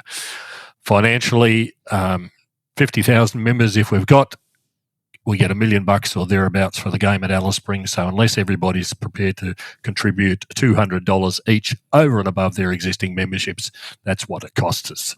So financially, we can't afford to do that, particularly in a year that we don't have the income from the Anzac Eve game and we don't have the King's birthday game. So things aren't going to be looking really pleasant at all financially if we continue down this path. So, or if we go down a path of getting rid of Alice Springs. The problem we've got is the fixture and the buys that is affecting us more than anything else. We've talked about it a little in this podcast. Our buy doesn't occur till round 16. The Giants, Collingwood, Carlton, Hawthorn and Brisbane will all have 2 buys before we even get our first one. So that's what affects the outcomes. That's what affects the wins and losses more than whether we're playing in Alice Springs or not. We've talked about the fatigue our guys have faced in this game, and that's because they don't get a break until round 16. The only teams that are similar to us in terms of this buy arrangements are Fremantle and West Coast, and they get their buys finally in round 14 and 15, the first time. So we can't afford not to sell the games. So it's all we can do at the moment. You have to start to win games to get the right television spots. You have to win games to get the right fixtures, and we're a long way off that at the moment, particularly where we've been for the last couple of years. But Alice Springs is not the problem. 99 problems and Alice Springs ain't one. Yeah. Thank you, George. Never odd or even writes Van Rooyen seemingly has turned a corner this year, or at least he has kicked a bag a few times. Harrison Petty's shifted all over the place depending on the team's needs. My layered question relates to these 2 players. Petty, although solid in defence, seems to have glaring howlers and regularly gives away silly free kicks. Most games I predict he gives up to 2 to 3 goals through clumsiness or poor decision-making. Is it worth just putting Petty forward where he competes a lot better than JVR and switching Roo into defence? I reckon Roo needs to play on some forwards to learn some more craft. He definitely needs another string to his bow. Forward or bust does not sit well sit all that well with me, especially when you can add Jefferson and Fritsch as forward or bust types. A rigorous debate on this would be appreciated. Nothing is ever as good or as bad as it seems. Keep your heads up, Demon Land. So, B-Man, what are your thoughts on the old switcheroo, pardon the pun, between Petty and JVR? Well, I wouldn't switch him. I mean, I think I'm happy for Petty. I think Petty's become a bit of a maligned player, actually. He's performing a lot better. I thought his second half was good. Yeah, but like he's also, like George noted before and is sort of referencing King, when the ball's coming in that quick, it's pretty bloody hard on the key defenders. I thought he's been playing pretty good footy. He's a swingman who's played as a defender. He's played as a forward. He has experience in both positions. Van Rooyen was never a defender as a junior, was he? I don't recall. He was always a forward. He's not played any time as a defender. It's not, I don't think at AFL level, you can give it a go, but is maybe in a match because suddenly you change stuff up. But I've got nothing to show me, particularly his lack of defensive pressure that we were just talking about, that Van Rooyen's going to be any good as a defender. Like defender, it's not like you can just be, well, you're a tall bugger and you play all right as a forward. We're going to throw you back as a defender. You need some experience in that role, particularly with the sort of nuances and complexities of zone and when to man off and all of those things. So Petty's been part of that unit on and off and mostly on for years, so he can do that. If you're going to try Van Rooyen as a defender, then he goes back to Casey and spends 4 weeks as a defender.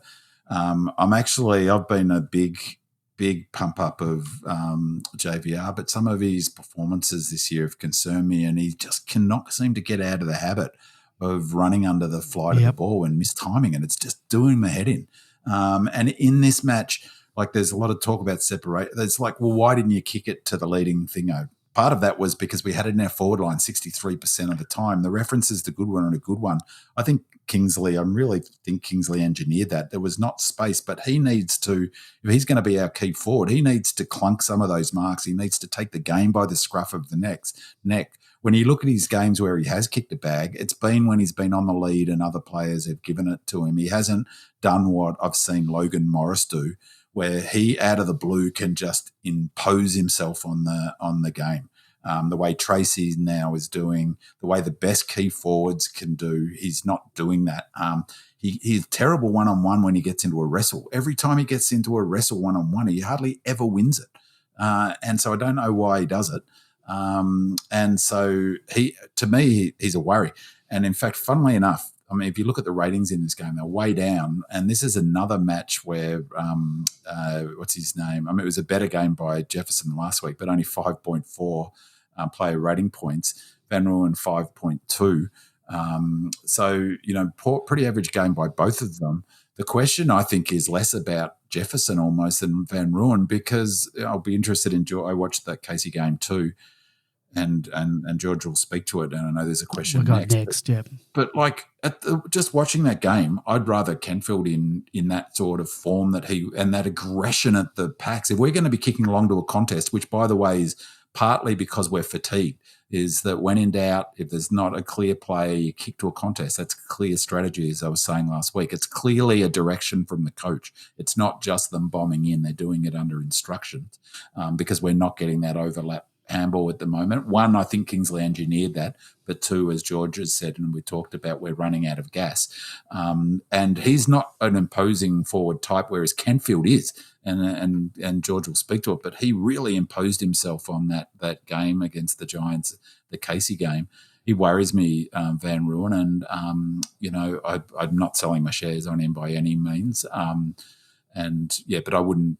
Short answer to that question is I wouldn't be throwing him back as a defender. I'd be considering him throwing him back to Casey to sort out his sort of leading patterns and his ability to time his jump at the footy.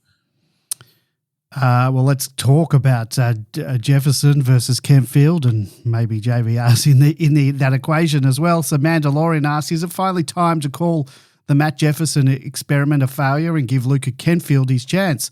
Kenfield was undoubtedly on the verge of a senior debut in round one before suffering a knee injury in the final practice match. Since then, we've continued to persist with Jefferson despite a string of underwhelming performances, punctuated only by the occasional cameo. Meanwhile, Kenfield has returned and he's making a compelling case for selection, kicking 21 goals, 6 from 8 games. At what point does form demand an opportunity and the lack of form demand accountability? Adina88 asks, what do you make of Max and Jeffo getting in each other's way too often in the forward line? How much of it is Jeffo doing too much to make an impression, and how much of it is Max having to learn some forward craft? So, George, what do you think of Jeffo's performance this week, and is it time to break the glass and bring Kenfield in to replace him? If you want to talk about Max's lack of forward ability, you can do that too. I think we know the answer. Firstly, I'd like to apologise for my mental arithmetic. It should, from the Alice Springs quote, it should be $20, not $200 on top of each membership. Oh, so where do I send my? Where do I I'm happy to pay $20. I'll pay 20. Yeah, I'll pay for 10 people. I was prepared to give 200. So. Yeah, unfortunately, the reality is I don't think the way the AFL calculate memberships, I don't think we've actually got 50,000 either. But that's another story. Is my dog counted? Because I'll pay 20 for my dog as well if the dog's counted. And our membership department, I'm not sure if they're exactly cutting edge. I finally called them up and said I haven't got my membership package, and the sort of board person it felt like was like, "Oh, really? You didn't say?" And I said, "Well, anyway, I finally got it. Weeks later, I got it last week." With a scarf. When I've ticked no scarf, I wanted the voucher. It was like, anyway, so they're not going to be collecting $20 from me until they can give me my bloody voucher for the Demon store. So that's not what we're talking about. We're talking about Jefferson and Kenfield. No, but George, just before you do, it was interesting. Our coach said, "Yeah, I want to play at the G," and the similar discussion is being had for the Suns, who win every game at Darwin. Yet their coach said, "I don't want any more games at Darwin." Yeah, but he doesn't want games at Marvel either. So. No. Darwin I can really understand because of the consequences, what happens the weeks after Darwin. It's too debilitating for every team who goes there. Yeah. But interesting, they got a bye this week soon after their Darwin games. But anyway, I digress. All right, back to Jeffo and Kenfield, yeah. And maybe Roo. Yeah, definitely. Unfortunately, in this game, this was what we've become used to with Jeffo. I don't know which television broadcast you watched. I had to turn it off Channel 7 because I couldn't stand the I can only watch Fox. The way that they don't show what's actually happening on the field unless you're looking at some little postage stamp down in the corner. But at least on KO Fox, you can get to watch the game that's going on. Anyhow, I switched it across, and there was a great comment from, I think it might have been Gary Lyon, I'm not sure, where he said, when he was talking about Jeffo, he said, Lindsay Gaze, who's a basketball coach player from many, many years ago, he said, if you're a small player, you have 5 minutes to show you if you're any good. If you're a tall player, you have 5 years to show whether you're not. So, and that really summed it up for Jeffo, for us, I think. He's in year 4 now. And unfortunately, we haven't seen anything that's going to indicate, occasionally these little glimpses here and there. But this was, just typical of what we've seen before. What really, really annoys me about him is, apart from, I don't think he knows how to play as a natural forward. He doesn't run into the spaces like we see with Myercheck is just an absolute breath of fresh air to us, the way he utilises the forward line. He knows when to go and when not to go, and ultimately kicks the goals that are needed.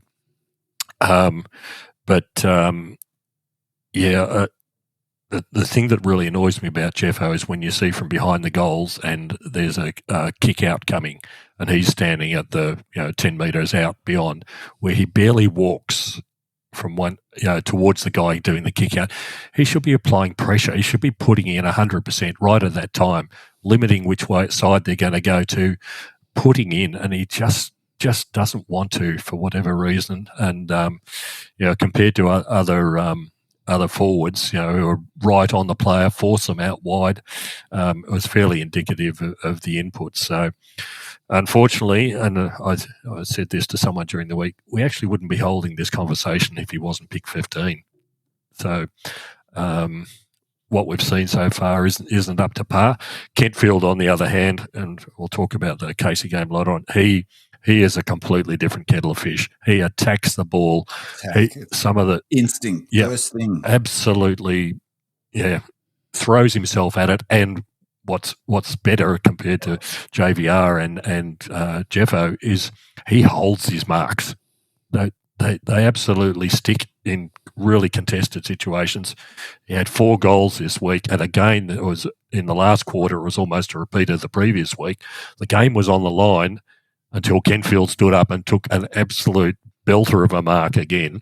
Total belter of a mark. Almost changed the game single-handedly off his own hands. Now, you can't expect forwards to do that, any forwards to do that on because that's not the way game's played. But gee, it really helps when it's needed and somebody turns up with something like that. So, particularly with the way we're playing at the moment, George, where we are playing a lot more long kicks, and I think that's a function of not having the run. But if we're going to keep doing that over the next few weeks until we can get some fuel back in the tank around our bye, well, then I want him there. And as I said, I'll be interested in your thoughts around JVR in that space as well. Well, it's the same story, that JVR is just not producing what he requires to. And again, you're right. He just doesn't judge the ball like he should. He runs underneath it. It's been something that's been evident for a couple of years now, and it hasn't been addressed. But I don't know that you can teach someone to read the ball in flight. It doesn't feel like it's a nervous, because he puts himself in lots of difficult positions. It's more that really looks like he just misjudges it in flight. And if you don't know that by 23, but exactly. Yeah, and Kentfield, I think he really has, one way or another, for one of them, 21 goals in 8 games this season at Casey. That stamps you for promotion to the seniors quite, and especially when you've got a couple of forwards who aren't performing.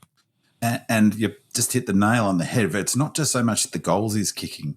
It's what I said before, is the best key forwards impose themselves on the contest, and they change. That's why they traditionally have been worth their weight in gold in the draft pick. That's changed a little bit as the game's changed to a running game and midfielders and all of that stuff. But, a really key position, key forward who can clunk the big mark when it needs to be clunked. I mean, it's why the Tigers, after winning a flag, still went out and got a key forward. Lynch.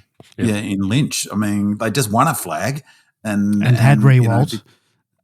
They had Rewald, but he's not a key forward. Like, he's no bigger. He's smaller than Van Rooyen. But he played as a key forward. Anyway. That's why he's a top player, but that's why we went out and got Ben Brown. Yeah, exactly. Key position player who can really cause damage, and that's what Kenfield's doing. He is imposing himself on matches. That's exactly right. 2 weeks in a row, he has been a massive factor in us winning games of footy, and that's what you need from key position. Not necessarily lots of sort of possessions, but key goals, clutch marks, and smashing contests. And I'd almost look at bringing Kenfield in for Van Rooyen, and because they're not like for like Van Rooyen, Kenfield and Jefferson, but maybe that's an unlike. I mean, maybe Jefferson out for Kenfield, but we're getting ahead of ourselves. Also Kenfield can play ruck as well, because we play without Max Heath. JVR was in the ruck, so there's that consideration too. Let's get into the Casey game. Casey continued its resurgence with a 14-point win over second-place GWS at Casey Fields, recording back-to-back victories and showing further signs that its season is heading in the right direction now. The Demons were led by Melbourne mid-season recruit Joel Fitzgerald, who made an immediate impact in his first game for the club with 39 disposals, 12 clearances and a goal. Ruckman Max Heath gave Casey first use throughout the afternoon with 33 hitouts, 8 clearances, 17 disposals and a goal, while key forward Luca Kenfield, as we mentioned, continued his strong form with 4 goals and several important marks around the ground. Casey's other recent additions also impressed. Lucas Cook was solid in defence. Xavier Taylor contributed strongly across half-back, and Max Mapley kicked his first goal for the club. The VFL-listed players again played their part with Toby Cinema, Miller Bergman, Louis D'Angelo, Jared Gatt, Taj De La Rue, and Luamon Lual, all making valuable contributions. After trailing by a point at quarter time, Casey took control through the middle stages of the game and entered the final break level before pulling away in the last quarter to secure a 14-point victory. With fresh talent injecting energy into the lineup and confidence beginning to build, Casey's win over one of the competition's top sides provides further evidence that the Demons are building momentum as the season progresses. Now, George, before we talk about the Casey game, perhaps let's talk about our draftees in the mid-season draft, of which we had 3.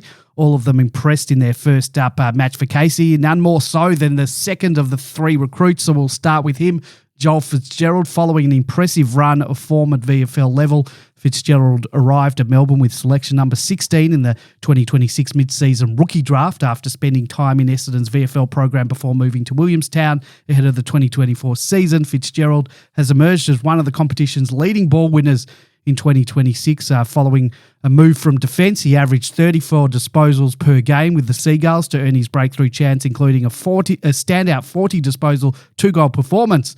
So, George, in this game, he had 39 disposals, 12 clearances, 6 marks, 4 tackles. I guess the question is, will he be debuting on King's birthday? I thought we'll wait to get to that section, but no. Let's talk about these guys. He is.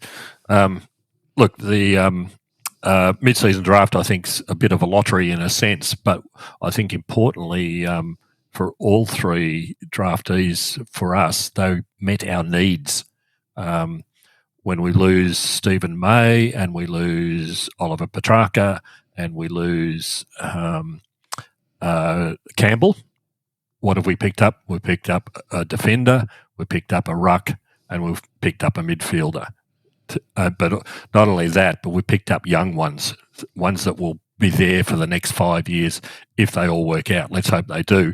But as far as Fitzgerald's concerned, 39 possessions in his first appearance for us, and he was all over the ground. He was absolutely everywhere. In the first quarter, I put a note down, this Fitzgerald bloke looks like a great defender, because he was down there doing defence as well as, and then you realise he's actually playing in the midfield and getting lots of possessions in there as well. But kicked it. But the other thing that impressed me was it wasn't just possessions. He knows how to play midfield. He knows how to get the ball out to others. So he doesn't waste his possessions. They're good quality stuff. He's got a good height to him.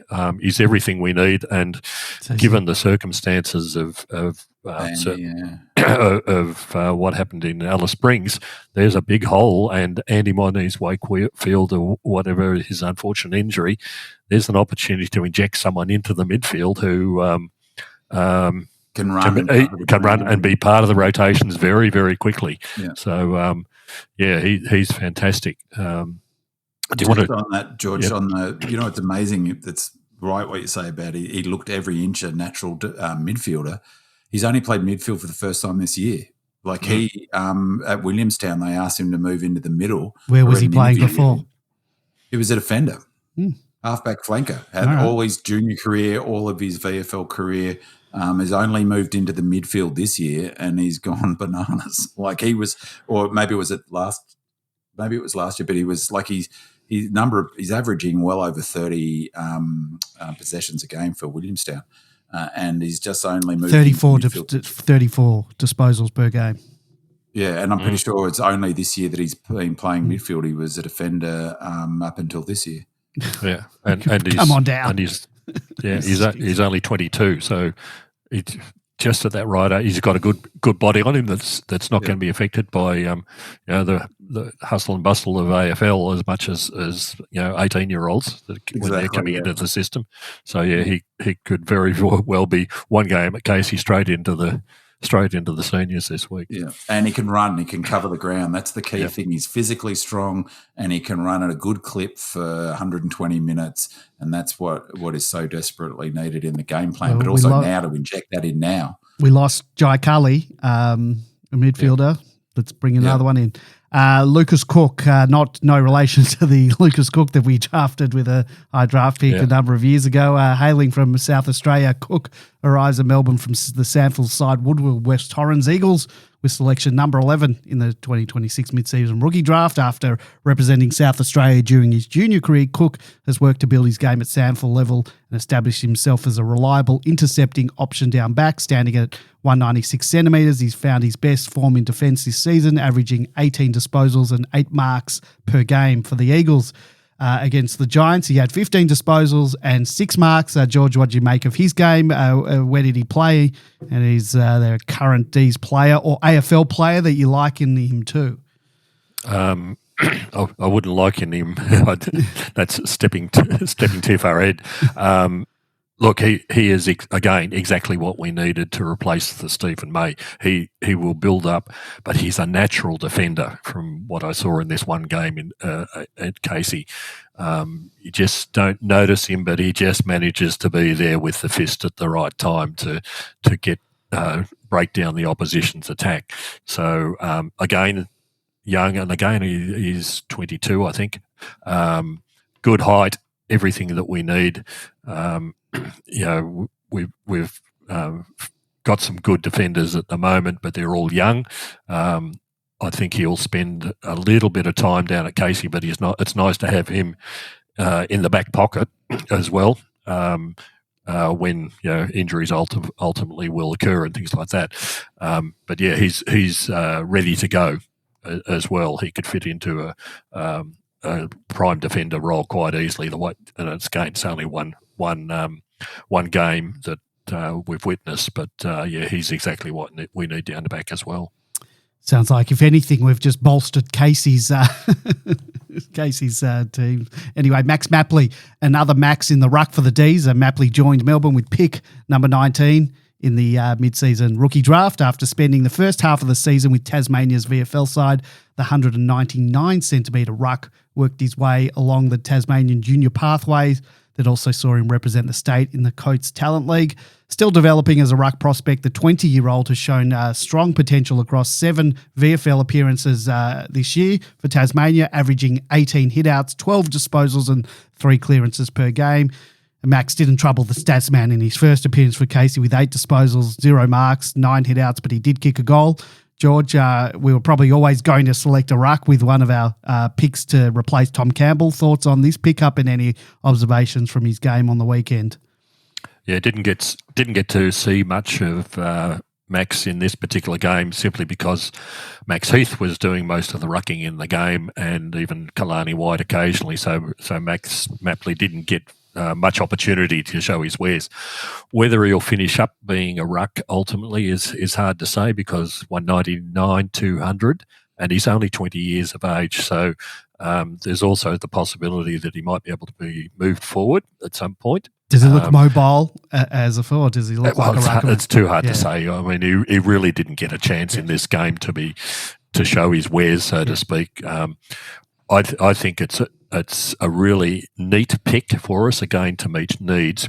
We've got Max Gorn, who probably won't be around in 2 years' time. If Max Heath takes the next step up, if Max Heath replaces him, Max Heath is 24. We've now got a 20-year-old in that gap between him and Kalani White, who's still only 18, if I remember.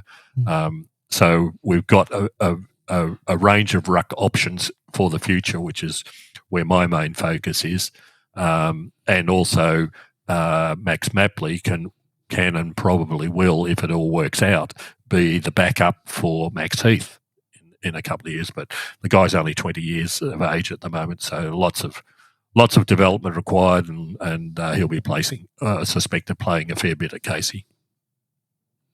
And just while we're talking about sort of players new to the club, and there's some real positive signs. We haven't spoken about him much over the journey, but some real positive signs, I think, from Riley Onley. A couple of things he's doing the last few weeks, and every time I see him, yeah, surprised. He's a big boy. Yeah, he's a big lad. And I think he's defensive player, but I don't know where he'll end. But he's big. Like, he's big, strong. He looks pretty quick. He's only 18 as well. He looks like he, obviously get a bit fitter and a few pre-seasons under his belt. But how have you seen his sort of development, George? Yeah, up to pre-season, was really impressed. Again, because when you first see him, you go, oh my goodness, and he's going to finish up in the midfield for sure. He's such a big unit, and then in his time at Casey, he's been a bit underwhelming. They've been playing him down the back and really hasn't done much. But in this game, I think he really started to show some wares.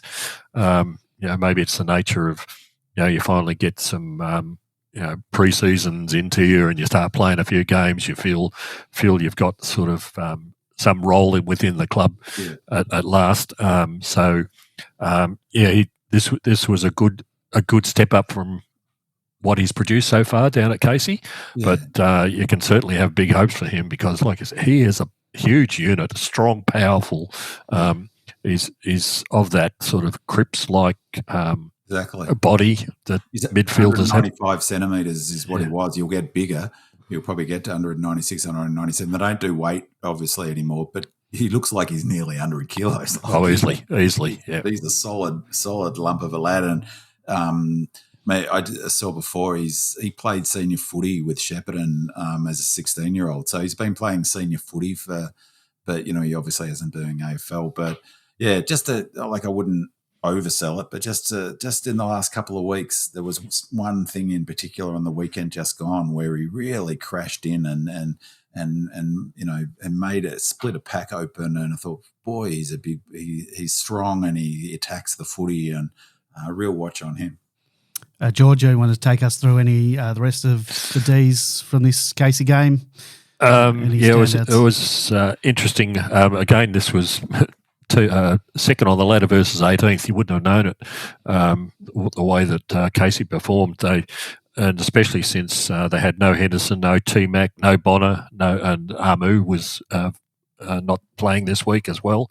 But the Heath coming into the ruck made a huge difference. Looked a cut above, didn't he? Absolutely, he is not VFL level anymore. He is definitely AFL level. And when you've got Fitzgerald standing at his feet, it was a real injection into the quality at Casey. So with Cook in there as well, that made a huge difference down back. They kept White up forward for the majority of the game. I think probably only rucked 2 or 3 times in the whole lot. And I think that's going to benefit White, Kalani, to be able to not be belted every week in the ruck because he hasn't got the frame to be able to sustain that over the long period of time. George, he took an absolute scream. Oh, yeah. Oh, beautiful. It's on Demonland if anyone has not seen it. The club put the clip up of it. He took a screamer, and so did Xavier Taylor, but Kalani's was beautifully timed it, jumped over the pack, critical moment in the game. Just exactly like the old man. Yeah. It was exactly like the old man. So, that was good. The pity for Casey is, look, there are about 6 players in that Casey side who just are substandard. The number of times that Casey had, streaming up the field, fantastic, opportunities, running in, unimpeded, heading towards the forward line, and it finished up with 1 or 2 of these players, and they'd kick it directly to the opposition and completely deflate everything that happened. And it just happened so many times during this game because otherwise we would have won this game by easily a lot more than what happened. But it was really promising to see the new people, the new players in there, the new draftees. GWS aren't monkeys by any stretch, even at the VFL level, and having that sort of impetus will do everybody at Casey a lot of good. And they won where it looked like the momentum was going against them. They wrested it back. They never lost the lead, but they wrested the momentum back. And I thought it was an impressive win. That's 2 in a row. Let's get into the preview versus the Magpies. The Demons return to the MCG on King's birthday. That's the King's birthday, not Stephen King's birthday. Looking to get their season back. Big man like that one. Get their season back on track after having lost back-to-back games for the first time in 2026. That challenge doesn't get much bigger than Collingwood, a team that has had the wood over us for nearly a decade, having won 12 of the last 14 matches. But while 4 premiership points are on the line, this match carries significance far beyond football. The King's birthday clash has become synonymous with Fight MMD and the Big Freeze, and this year's occasion will be particularly poignant as the football community comes together for the first time since the passing of Melbourne great and Fight MMD founder Neil Danaher. Neil's courage and determination and tireless advocacy transformed the King's birthday game into one of the most meaningful events on the sporting calendar. His presence will be deeply missed, but his legacy will be front and centre as players, officials and fans unite to honour the man whose vision helped raise awareness and millions of dollars in the fight against motor neuron disease. Against that backdrop, Melbourne and Collingwood will once again take centre stage at the MCG in one of the biggest fixtures of the AFL season. A big man, followed by George, your preview of the massive King's birthday clash. I don't know what I'd do for a win. I can tell you what I would do. Just the idea of losing again to the Pies. So just some quick sort of preview numbers. Our the last 10 matches are 8-2. So we've lost our last 5 games. Last time we beat them was round 13, 2023, and only by 4 points in that game. So all time, it's 158-85. So we've got to win another 74 games in a row to beat them, and at the venue 90-59. So slightly better for us there. Actually, when Whispering Jack was interviewing Ian Munro about the 1926 grand final, which we played against the Pies, he'd mentioned that even in 1926, we had won hardly any games against Collingwood. Up until 1926, and that's obviously continued on, but they've had the wood on us forever. It's been a long-standing problem with the bloody Pies. So they're really interesting, Collingwood, this year, and they're interesting from one perspective is that, you know, they've changed their game plan to some degree, and partly because they've lost their leg speed. Tactically, you know, McRae's a very clever coach, and he's definitely in the camp of in that system versus strategy. He's in the strategy camp at the moment, and interestingly was, though, more in the system because their running power system was developed, and then teams had to find a way to overcome that. They've been a real sort of dirge to watch this season. But it's a really good sort of match in terms of attack versus defense. So they're attacking their rating. Attacking is minus 3.3. Ours is plus 5.8. So that premiership window quadrant thing that they put up on Fox, where the top right corner is a premiership. So this is where these two things come together. Minus 3.3, their rating for attack. We're plus 5.8 for attack. They're plus 5.4 for defence, and we're minus 1.4 for defence. And how that looks is that we're averaging 99.2 points a game. They're only averaging 82.8 a game, but they're only giving up 82.9 points a game, and we're giving up 97.4. They're the raw sort of things. They're better at us on defending turnover. They're better at us from defending, well better than us from defending stoppage. So they only give up 29.8 per game from stoppage, where we're giving up 40, tick over 40 points per game from stoppage. They defend chain percentage is better. They defend movement from the back half slightly better. We have them for defending inside 50s. They have more. They have less shots against them. And they defend scores for inside 50. So their opponent only 42.7% of the time scores inside 50, and we're 48. But we smash them on the attacking, except for points from turnover. It's almost bang on the same, 53.2 to 50.27. But the big one is stoppages. So we've got to win the stoppage. So it'll be really interesting to see whether they bring Heath back in because, he's been a big factor in us winning stoppages. We're averaging 40.9 points from stoppage this season. They're only 23.8. That is unbelievably low, and that's a massive, I don't think we'll play another team this season with a 17-point differential in scores from stoppage. We haven't got, we're getting 6 more inside 50s than them a game. We're a territory team. We're having more shots, 4 more shots a game than them, and we're scoring more often when we 45.3% of the time we go inside 50, we score slightly better than them, 44.9. I'm just looking at the injury list and I couldn't find the but I think they've got a couple of injuries. So it really is a classic matchup of attack. Much will depend on whether we are fresh or not, because my preview of the Giants game last week was predicated on the fact we'd be in good shape. I think we were in okay shape, as those numbers suggested early on, but that we hit a cliff and that we hit a wall in that last quarter. With 9-day break, George, that was really interesting that we're not coming to a full training on Saturday. Says that they're really going to rest up and refuel the tank. So, I'm hoping that we'll be in our best possible shape, the mid-year, all of that notwithstanding. Maybe they will bring Fitzgerald in for that extra run precisely for that reason. Be really curious to bring in Heath. So it really is a sort of classic sort of matchup of a really good attack and a really good defense. So, they've got very strong defensive systems. Elliott's the big one out, isn't it? He got his done in knee, and the skipper Moore, is he going to come back? No, he's out for weeks still. He'll be out for the season. Oh, really? He's gone to the United States for some miracle cure. Said at least a month he's out, but depends on whether there's any. Well, they're 2 big outs, but particularly I think more in terms of his sort of structurally, he's so important to their defense and the way he intercepts. So if they defend super well and they get back hard on defense, they've worked really hard this year to get where they have, and I really sort of not admire, but they're punching above their weight to a degree, I reckon.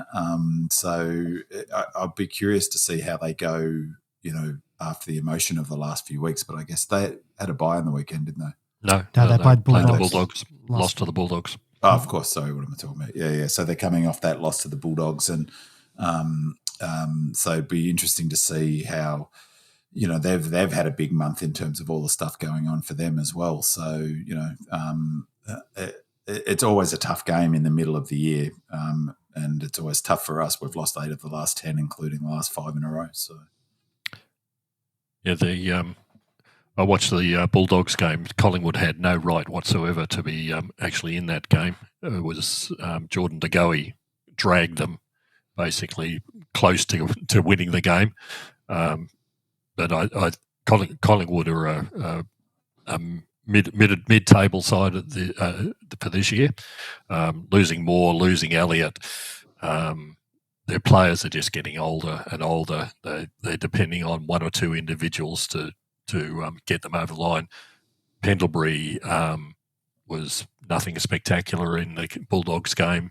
Sidebottom was almost unsighted. It's just the nature of the game that eventually it grinds you down. I think we say that every time about Sidebottom, and then he comes up. Well, yeah. Well, he wasn't in the Bulldogs game. That was the telling thing. I think I heard one of the commentators say that Collingwood's youngest player was 23. Wow! In this game, that tells you about the youth that's coming up. They'll be in real trouble unless they can find some in the coming years. But anyhow, we've got the opportunity to ultimately to run them off their feet. We've got to stop De Goey. You've got to limit day costs.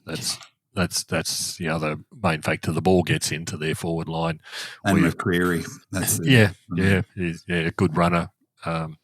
So you'll always get a good battle and a fight from Collingwood, and unfortunately, because it's their home game and because it's the big freeze game this weekend, I think it's going to go close to 100,000 in the stands.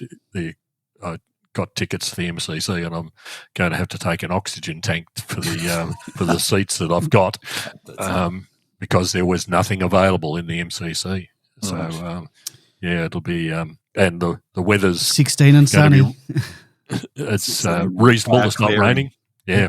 So it'll be cool, but it's going to be a huge game for us. And betting is $1.91 a piece.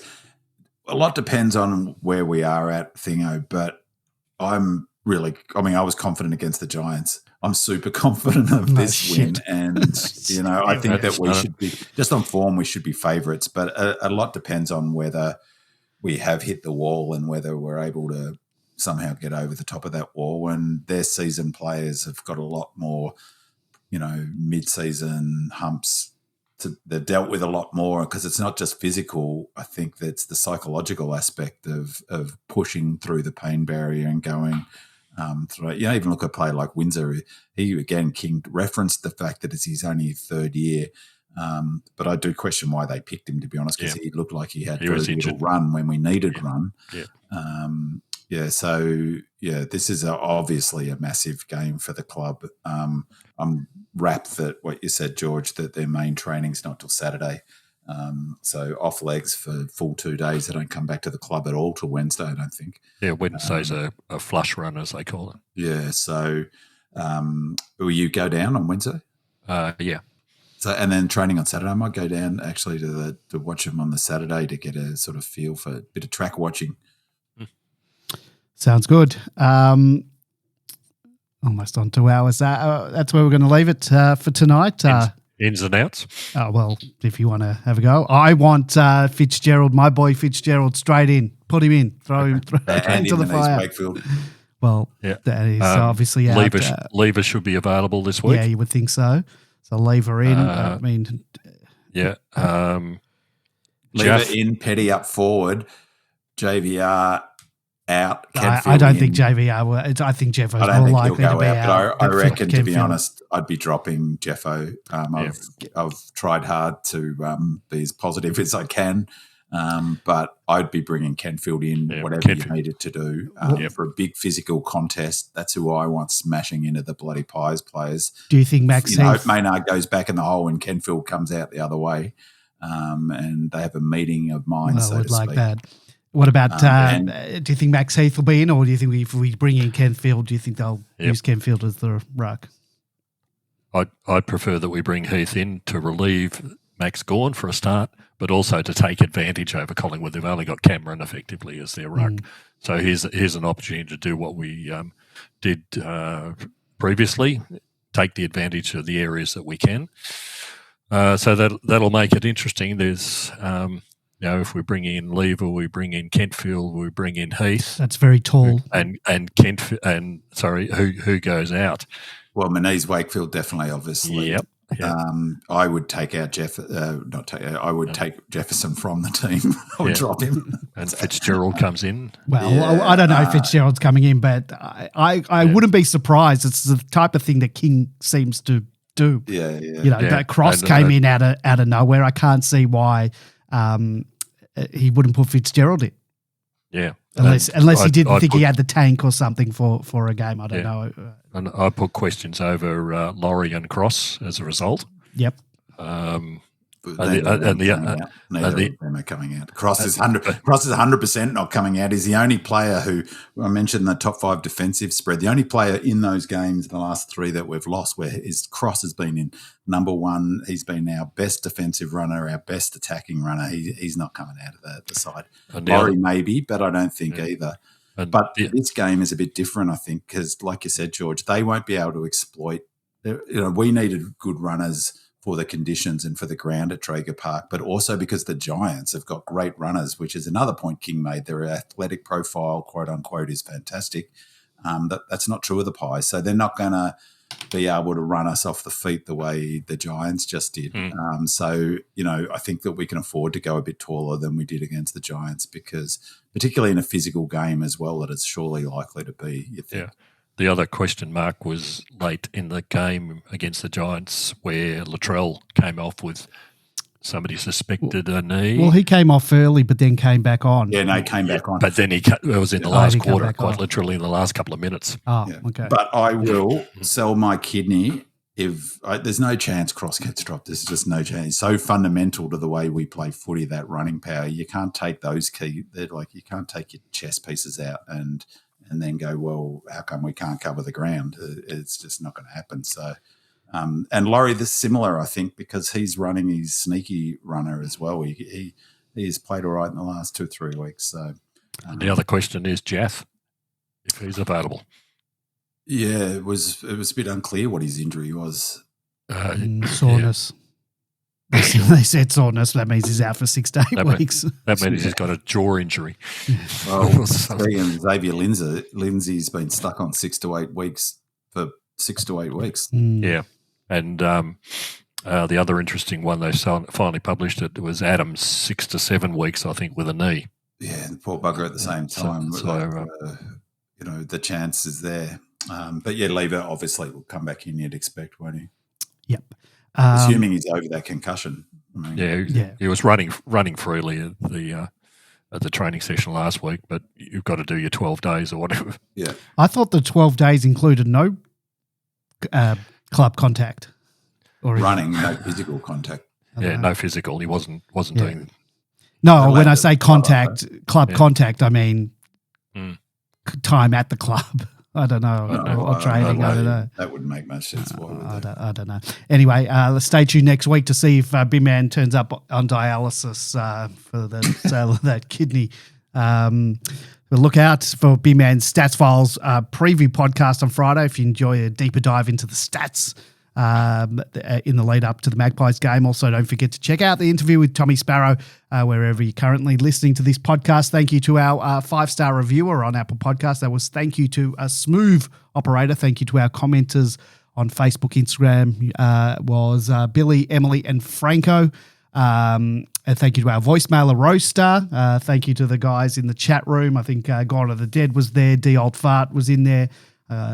Apologies to anyone else who I missed. Your questions and comments are an integral part of the show. So thank you to the Deemland posters who submitted questions and comments. Thank you to Spirit of Norm Smith, D Old Fart, Demon Cat, Go Lordy, Go Dees, Radish D, El Diablo 14, Wiley D, D Star 9, MPC, Never Odd or Even, Mandy Lorian, Adina and Adina 88. Thank you to my co-host, George and Big Man, and thank you to you, our loyal listeners. And don't forget to leave us a 5-star review and a comment on Apple Podcasts, and we'll read it out and give you a shout-out on the next show. Go Demons! Go Red Leggers! It's a grand old flag. It's a high-flying flag. It's an emblem for me and for you. Well, it's the emblem of the team we love, the team of the red and the blue. Every heart beats true for the red and the blue as we sing a song for you. Should old acquaintance be forgot, keep your eye on the red and the blue. Where the team played fine in the year 39, we're the team that no one can lick. Find us there after the final bell with the spirit of 1926. Well, every heart beats true for the red and the blue as we sing this song to you.